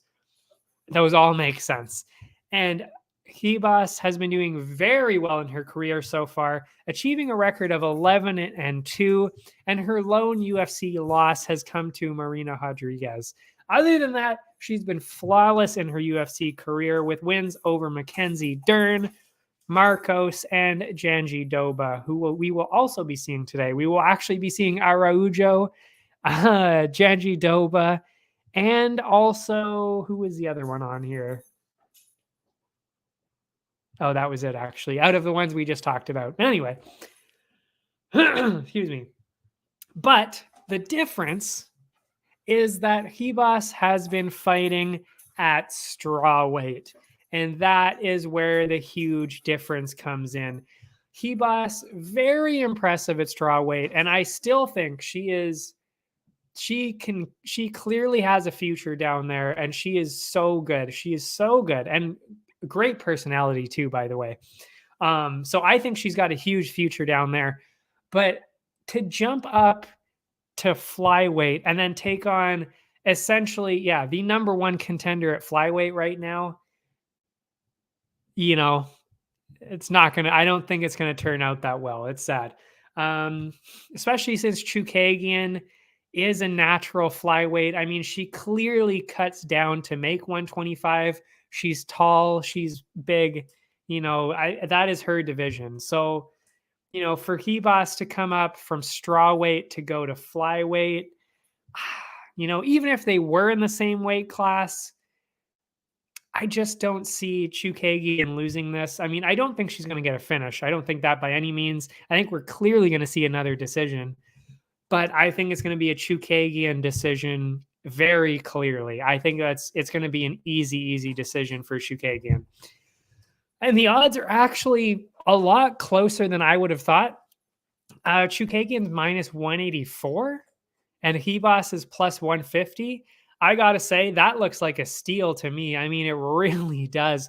When you're talking about, when you're talking about somebody almost never losing at flyweight compared to somebody coming up from straw weight who hasn't fought the same level of competition, it seems a little bit crazy to me that it's not more one-sided. So I think minus 184, amazing odds for that. The over-under, obviously set at 2.5. Over is a minus 267. That's clearly the way to go on this. There's never any other way to go unless you're talking about a serious mismatch in the women's divisions, because you rarely see too many finishes. So clearly going with a decision on this one. Then after that, we've got an interesting one, actually. Louis Smolka, Davy Grant. I mean, an exciting bantamweight brawl. This is going to be a great fight. I really am excited to see this one. A little unusual, but it is exciting to see. Smolka has an even UFC record with 3-3. He's got a win over Sumu Darji. And a first round losses to Schnell, Casey Kenny, and Morales. Grant has also had a fairly even record at 4-5, but the most intriguing ones were actually in the last two. He got a decision loss to Chito Vera and a split decision loss to the very, very impressive Adrian Yanez. So to me, I think this is a little bit one-sided, and you'll see that in the odds too. Grant clearly holds all the cards in this. He's fought the better people, and he's done actually so well. I mean, he, like I said, split decision loss to Yanez. Yanez is incredible, an incredible young contender. So to get a split decision against him, that should tell you all you need to know. Plus, a decision against Chito Vera. That is very impressive. So clearly the choice here is Grant, and I honestly think he's going to get a finish. He's a powerful striker, and he proved how durable he is in his last fight. I remember watching it against Yanez. Proved how durable he is and how strong he is too. Meanwhile, Smolka was finished in the first round in his last outing by a TKO, so to me, makes a lot of sense that we're going to see Grant get another TKO or KO win here. So that's what I'm looking at here. Minus 300 right now for Grant. That's a perfect opportunity for a parlay. Smolka plus 233 makes sense.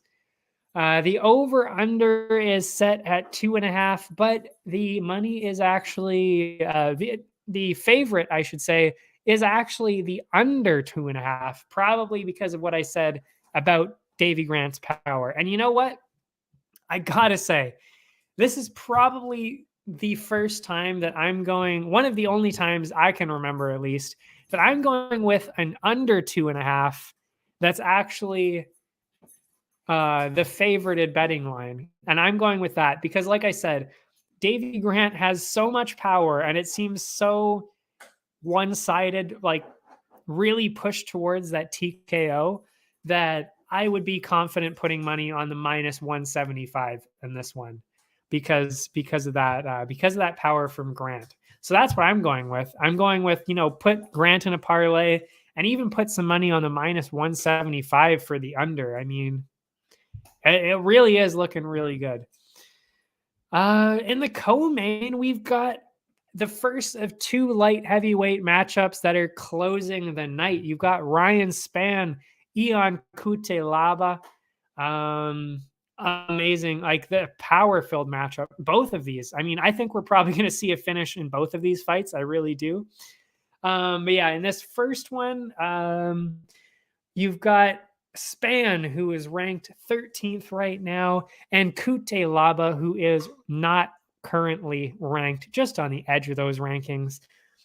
Spann, after winning a split decision over Sam Alvey, yikes, has gone 1-2. He's slid down those rankings with a first round loss to Johnny Walker and Anthony Smith.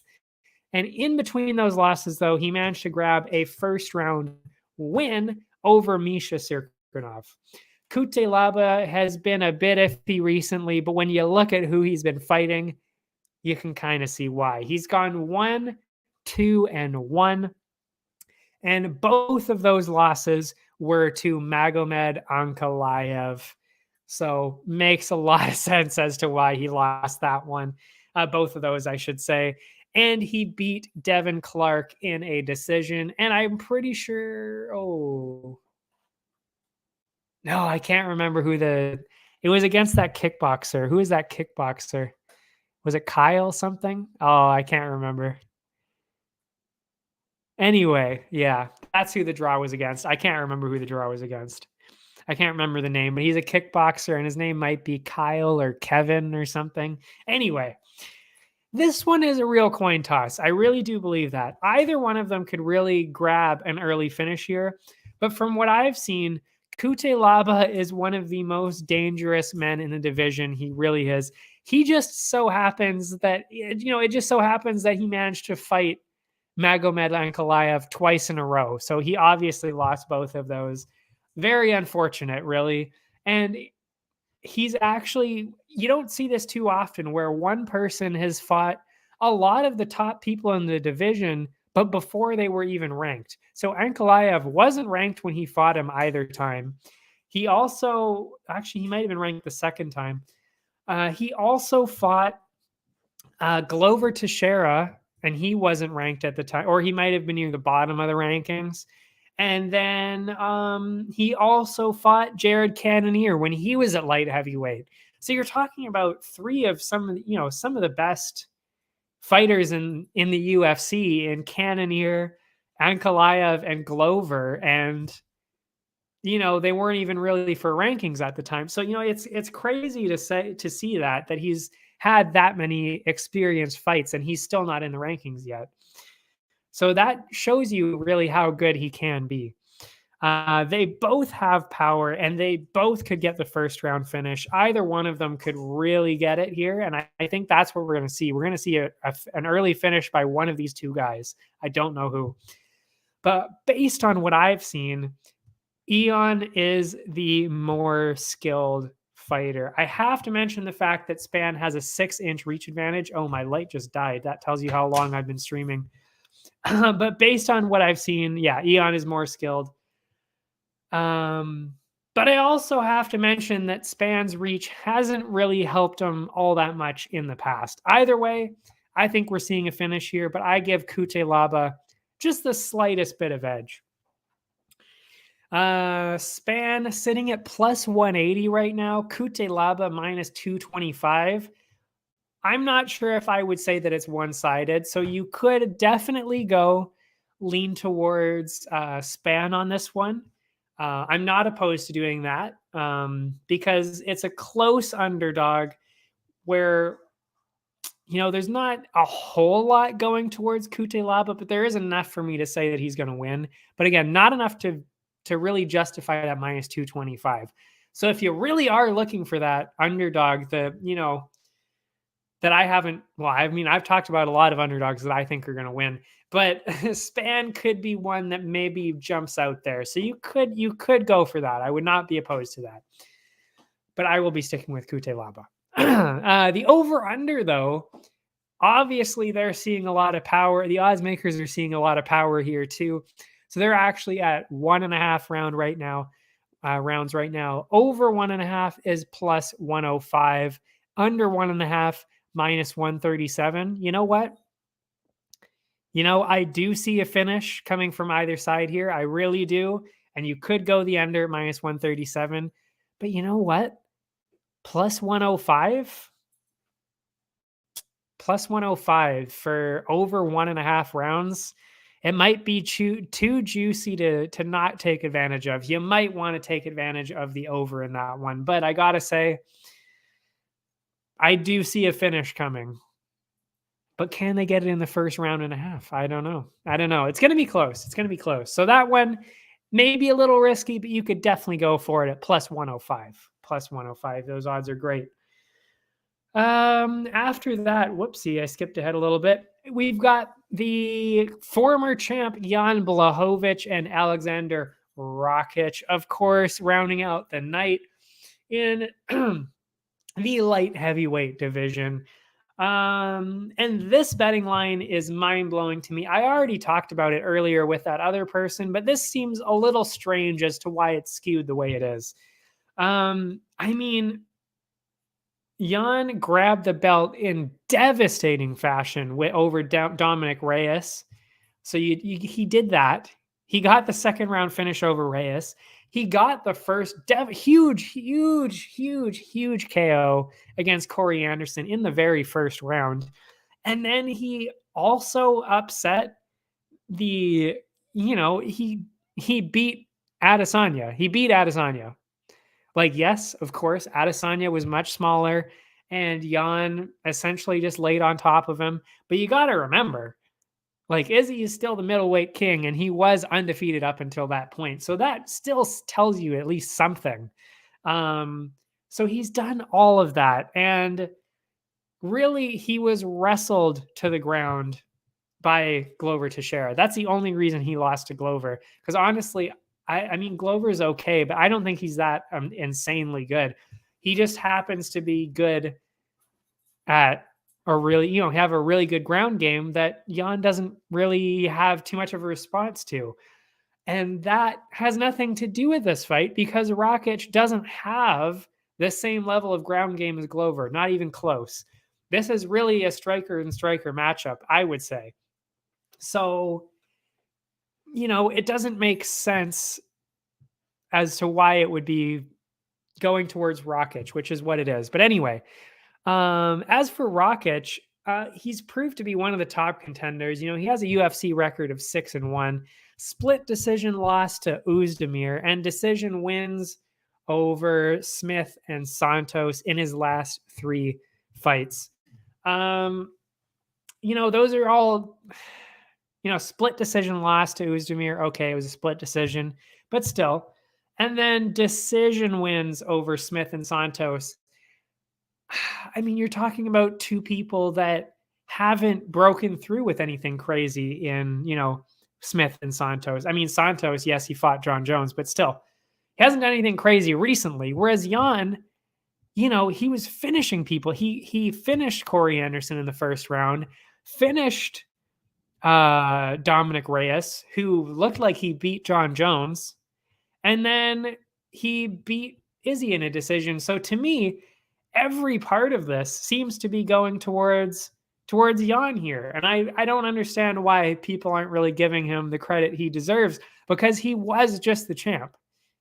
And he's very, very strong, like ridiculous power. So personally, I actually think we're going to see a Jan finish here. It's 5 rounds. 5 rounds. If he can finish Corey Anderson and Dominic Reyes, I think he can definitely finish Rakic. I don't see any reason why not. So I'm saying Blachowicz by finish here. And the odds on this one are insane. Plus 160 for Blachowicz. The former champ, Blachowicz, is sitting at plus 160, and Rakic is at minus 200 right now. I am going Blachowicz all the way on this one. Seriously, I cannot believe that he is this big of an underdog, or even really an underdog in the first place. The over-under is set at 3.5 rounds. The over minus 132, the under plus 100. And you know what? With two guys with this much power, do I think this is going to make it to the fourth round? Possibly. Possibly. But yeah, to say that they're, like, it just makes sense. Like, I would definitely be going with the under on this one, plus 100. Yeah, plus 100. I mean, to get a KO in the first 3 rounds for either guy on this one, I think that's pretty likely. First 3.5 rounds, I could say. I'm seeing the plus 100 as amazing right now. I would definitely throw some money on that under 3.5 for plus 100. I think those are fantastic odds for two guys that are that powerful. Then to finish out, to finally close out the stream, this is officially the longest stream we've ever done, by the way, at 2 minutes or 2 hours and almost 7 minutes now. We're going to make it even slightly longer because we've got 2 prelims that I'm going to talk about. That would be the 2 ranked women's fights that I was talking about earlier. And then, of course, we're going to talk about a couple of quick parlays that I will throw together here for you. We've got Janji Doba and Angela Hill. Janji Doba is ranked 12th, and she's lost 2 of her last 3 appearances, losing to one of the top-ranked contenders, Mackenzie Dern, and then one of the fastest rising contenders in Amanda Hebas, who we just talked about earlier. Ranked just below her in 13th spot is Angela Hill, and my God, she's had a rough time recently with a record of 1-4. And 3 of those losses were by split decision, which is unbelievable, especially considering I would say she definitely won one of those, if not 2 of them. They were very close. Yeah, I mean, any split decision is going to be close, but yeah. So bizarre situation. You don't normally see that, especially still in the rankings, to be 1-4 still in the rankings, but also have 3 split decision losses. Unheard of. Anyway, considering the tight fights that she's had, because again, Hill, you're talking about split decision losses to Claudia Gadelha, Michelle Watterson, the karate hottie, and Amanda Lemos. That was the last one. So they were all split decisions. So to have 3 fights with that many impressive contenders, that should tell you enough. And then Verna Janjidoba, she's good, but I don't think she's on the same level as those 3 people that I just said. So I just think that Angela Hill's going to go ahead. I really do. She doesn't get tired. She's ridiculously tough. She doesn't get finished. So really the only way Janjidoba is going to win is if she, wins a decision. And I just don't see that happening.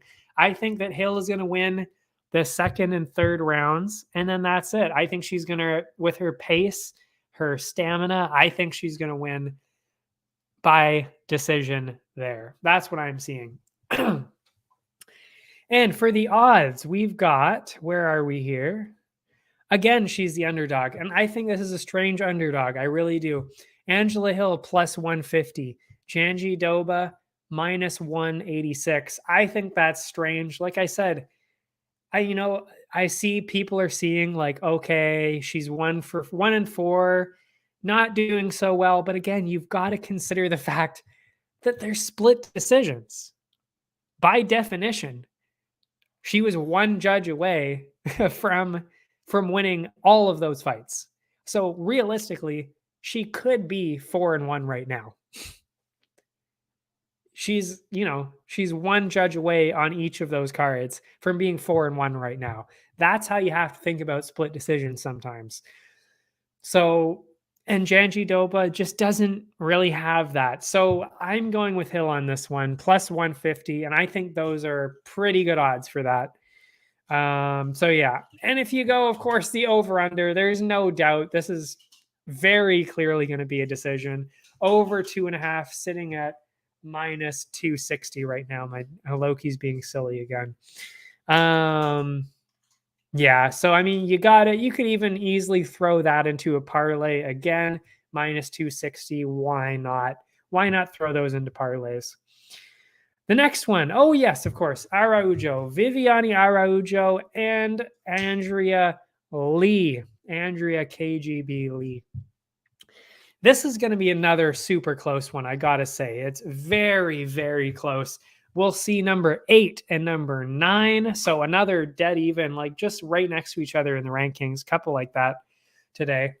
Araujo joined the UFC in 2019. She's had an impressive run so far, 4-2 record. She got a win over Modafferi, losses to Chukagian and I. So she's really looking pretty good. Since joining in 2018, Lee has also done very well. She's gone 5-3. She's lost to Joanne Calderwood, who is now Joanne Wood, of course, Murphy, and Modafferi. Since losing that decision to Modafferi, though, she's improved quite a bit. I mean, it's so crazy how good she's gotten. Seriously. I don't know if you can hear that. That was very loud chewing on plastic by Loki there. Grabbing 2 finishes in a row over Antonina Shevchenko and Cynthia Calvillo. And that Calvillo one, I mean, my God, she was steamrolling her the whole time. Just like the last matchup, these women are very similar and will almost surely end in a tight decision. That's what I'm seeing. The main factor for me, though, is Lee's recent improvement. She's looked like seriously a completely different fighter in her last 2, and she's gotten 2 finishes. Although Araujo will, I'm sure, make it pretty difficult, and it'll be a close fight in a decision, but with Lee's grappling skills, I think she'll edge ahead on the cards there. And there's also a slight physical edge for Lee, because she's a couple years younger and she's got a couple of extra inches in reach. So I'm giving the slight edge to Andrea Lee. And if you go over to the odds, it almost could not be closer. You've got Araujo at plus 100, Lee minus 120. So it's basically a pick 'em at this point. But because of the things that I just said, I think you should probably be leaning towards Lee on this one. And of course, the over-under is set at 2.5, minus 325 for over 2.5, plus 233 for under 2.5. I will say, even though I do think this is going to go to a decision, you know, Lee has gotten two early finishes recently. She could get another one. So at plus 233, I know the odds are crazy. Plus 233 for under 2.5. But you know what? On the off chance that Lee gets another finish, 3 finishes in a row, you might want to put a couple bucks on it. I'm not saying throw a bunch of money at it, but I will say it's not crazy to even just put a couple bucks on that, just in case Lee really does actually get another finish here, because it's possible. I mean, again, 2 finishes in a row, she could get a third one here. And that's it. That is it for all of the ones that I'm going to talk about today. Wow, 2 hours and 15 minutes. That is our longest by about, it's probably going to be about 20 minutes longer than anything I've ever done. Crazy, crazy stuff. But we had to do it. There's so much to cover, so much MMA, and we love MMA, of course. And so many bets to cover, my goodness. So before we go, I will quickly go over a couple of quick parlay opportunities that I'm seeing here. Nick Maximov and Andrei Petrosky are opening the card. Maximov minus 400 right now. I don't think that he really necessarily deserves to be that one-sided, but I will say I think he's definitely going to win. So you could throw that in a parlay minus 400. You've got Tyra, who was supposed to make his debut a couple weeks ago against Candelario. So they just rescheduled this fight, moved it back a couple weeks, and here we are looking at it again. Tyra, Candelario. And Tyra, Tatsuro, I think it's Tatsuro Tyra. But Tyra was actually, I think, above minus 300 at one point, maybe even 400 at one point. So that really tells you, he's sitting at minus 250 right now. So if you're listening to this and you could jump on Bet99 to take advantage of those odds at minus 250 right now, I mean, you're saving a lot of money there considering he was way, way more favored than that a couple weeks ago. So Maximov and Tyra are looking fantastic. Then you're talking about the main card, and I might even put Chookagian in a parlay. I know it's minus 184, and I don't normally do that, but she's looking so good in this matchup that I think you gotta risk it a little bit just to put Chookagian on there in the parlay. Then after that, Grant minus 300. I think that's a fantastic parlay opportunity as well. And that's about it because Cutelaba is at minus 225, but I'm just not as confident with that one. I'm really not. So I'm saying Grant, Chookagian, Tyra, Maximov. That's my 4 right there. And then, of course, you can also throw in those over-under parlays, over 2.5 rounds for Chookagian Ribas, minus 267. Throw that in there. And then, what's another one? Oh, of course, Hill and Janjidoba at minus 260 for over 2.5. I think those are fantastic parlays. And yeah, those are looking real, real good for us. And my God, I didn't put my banner up. There's the banner that should have been on for the past half an hour or so. Whoopsie daisy. But if you want to follow that link, though, that's going across, that'll take you over to Area 1 Sportsnet, which is my see-through head, my see-through hat there. That's where it's going to take you. You can check out all the other sports there, all of my articles as well. If you don't want to watch the full thing, which I totally get it, that's 2 hours.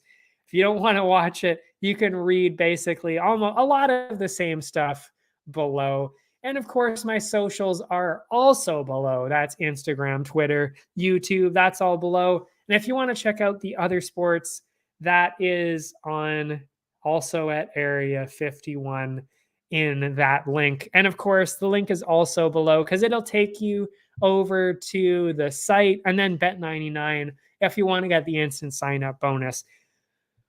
But that's it for me today. Next week, finally, we'll be going back to slightly shorter shows because there's no Canadian MMA next week. We've just got UFC Vegas 54, of course, to talk about after this Saturday. And then, of course, you've got The Ultimate Fighter episode 3 we'll talk about. And then, of course, UFC Vegas 55. That is next week. So that's what we'll be doing next time. Thanks for watching, everybody. I will see you then. See you next Wednesday.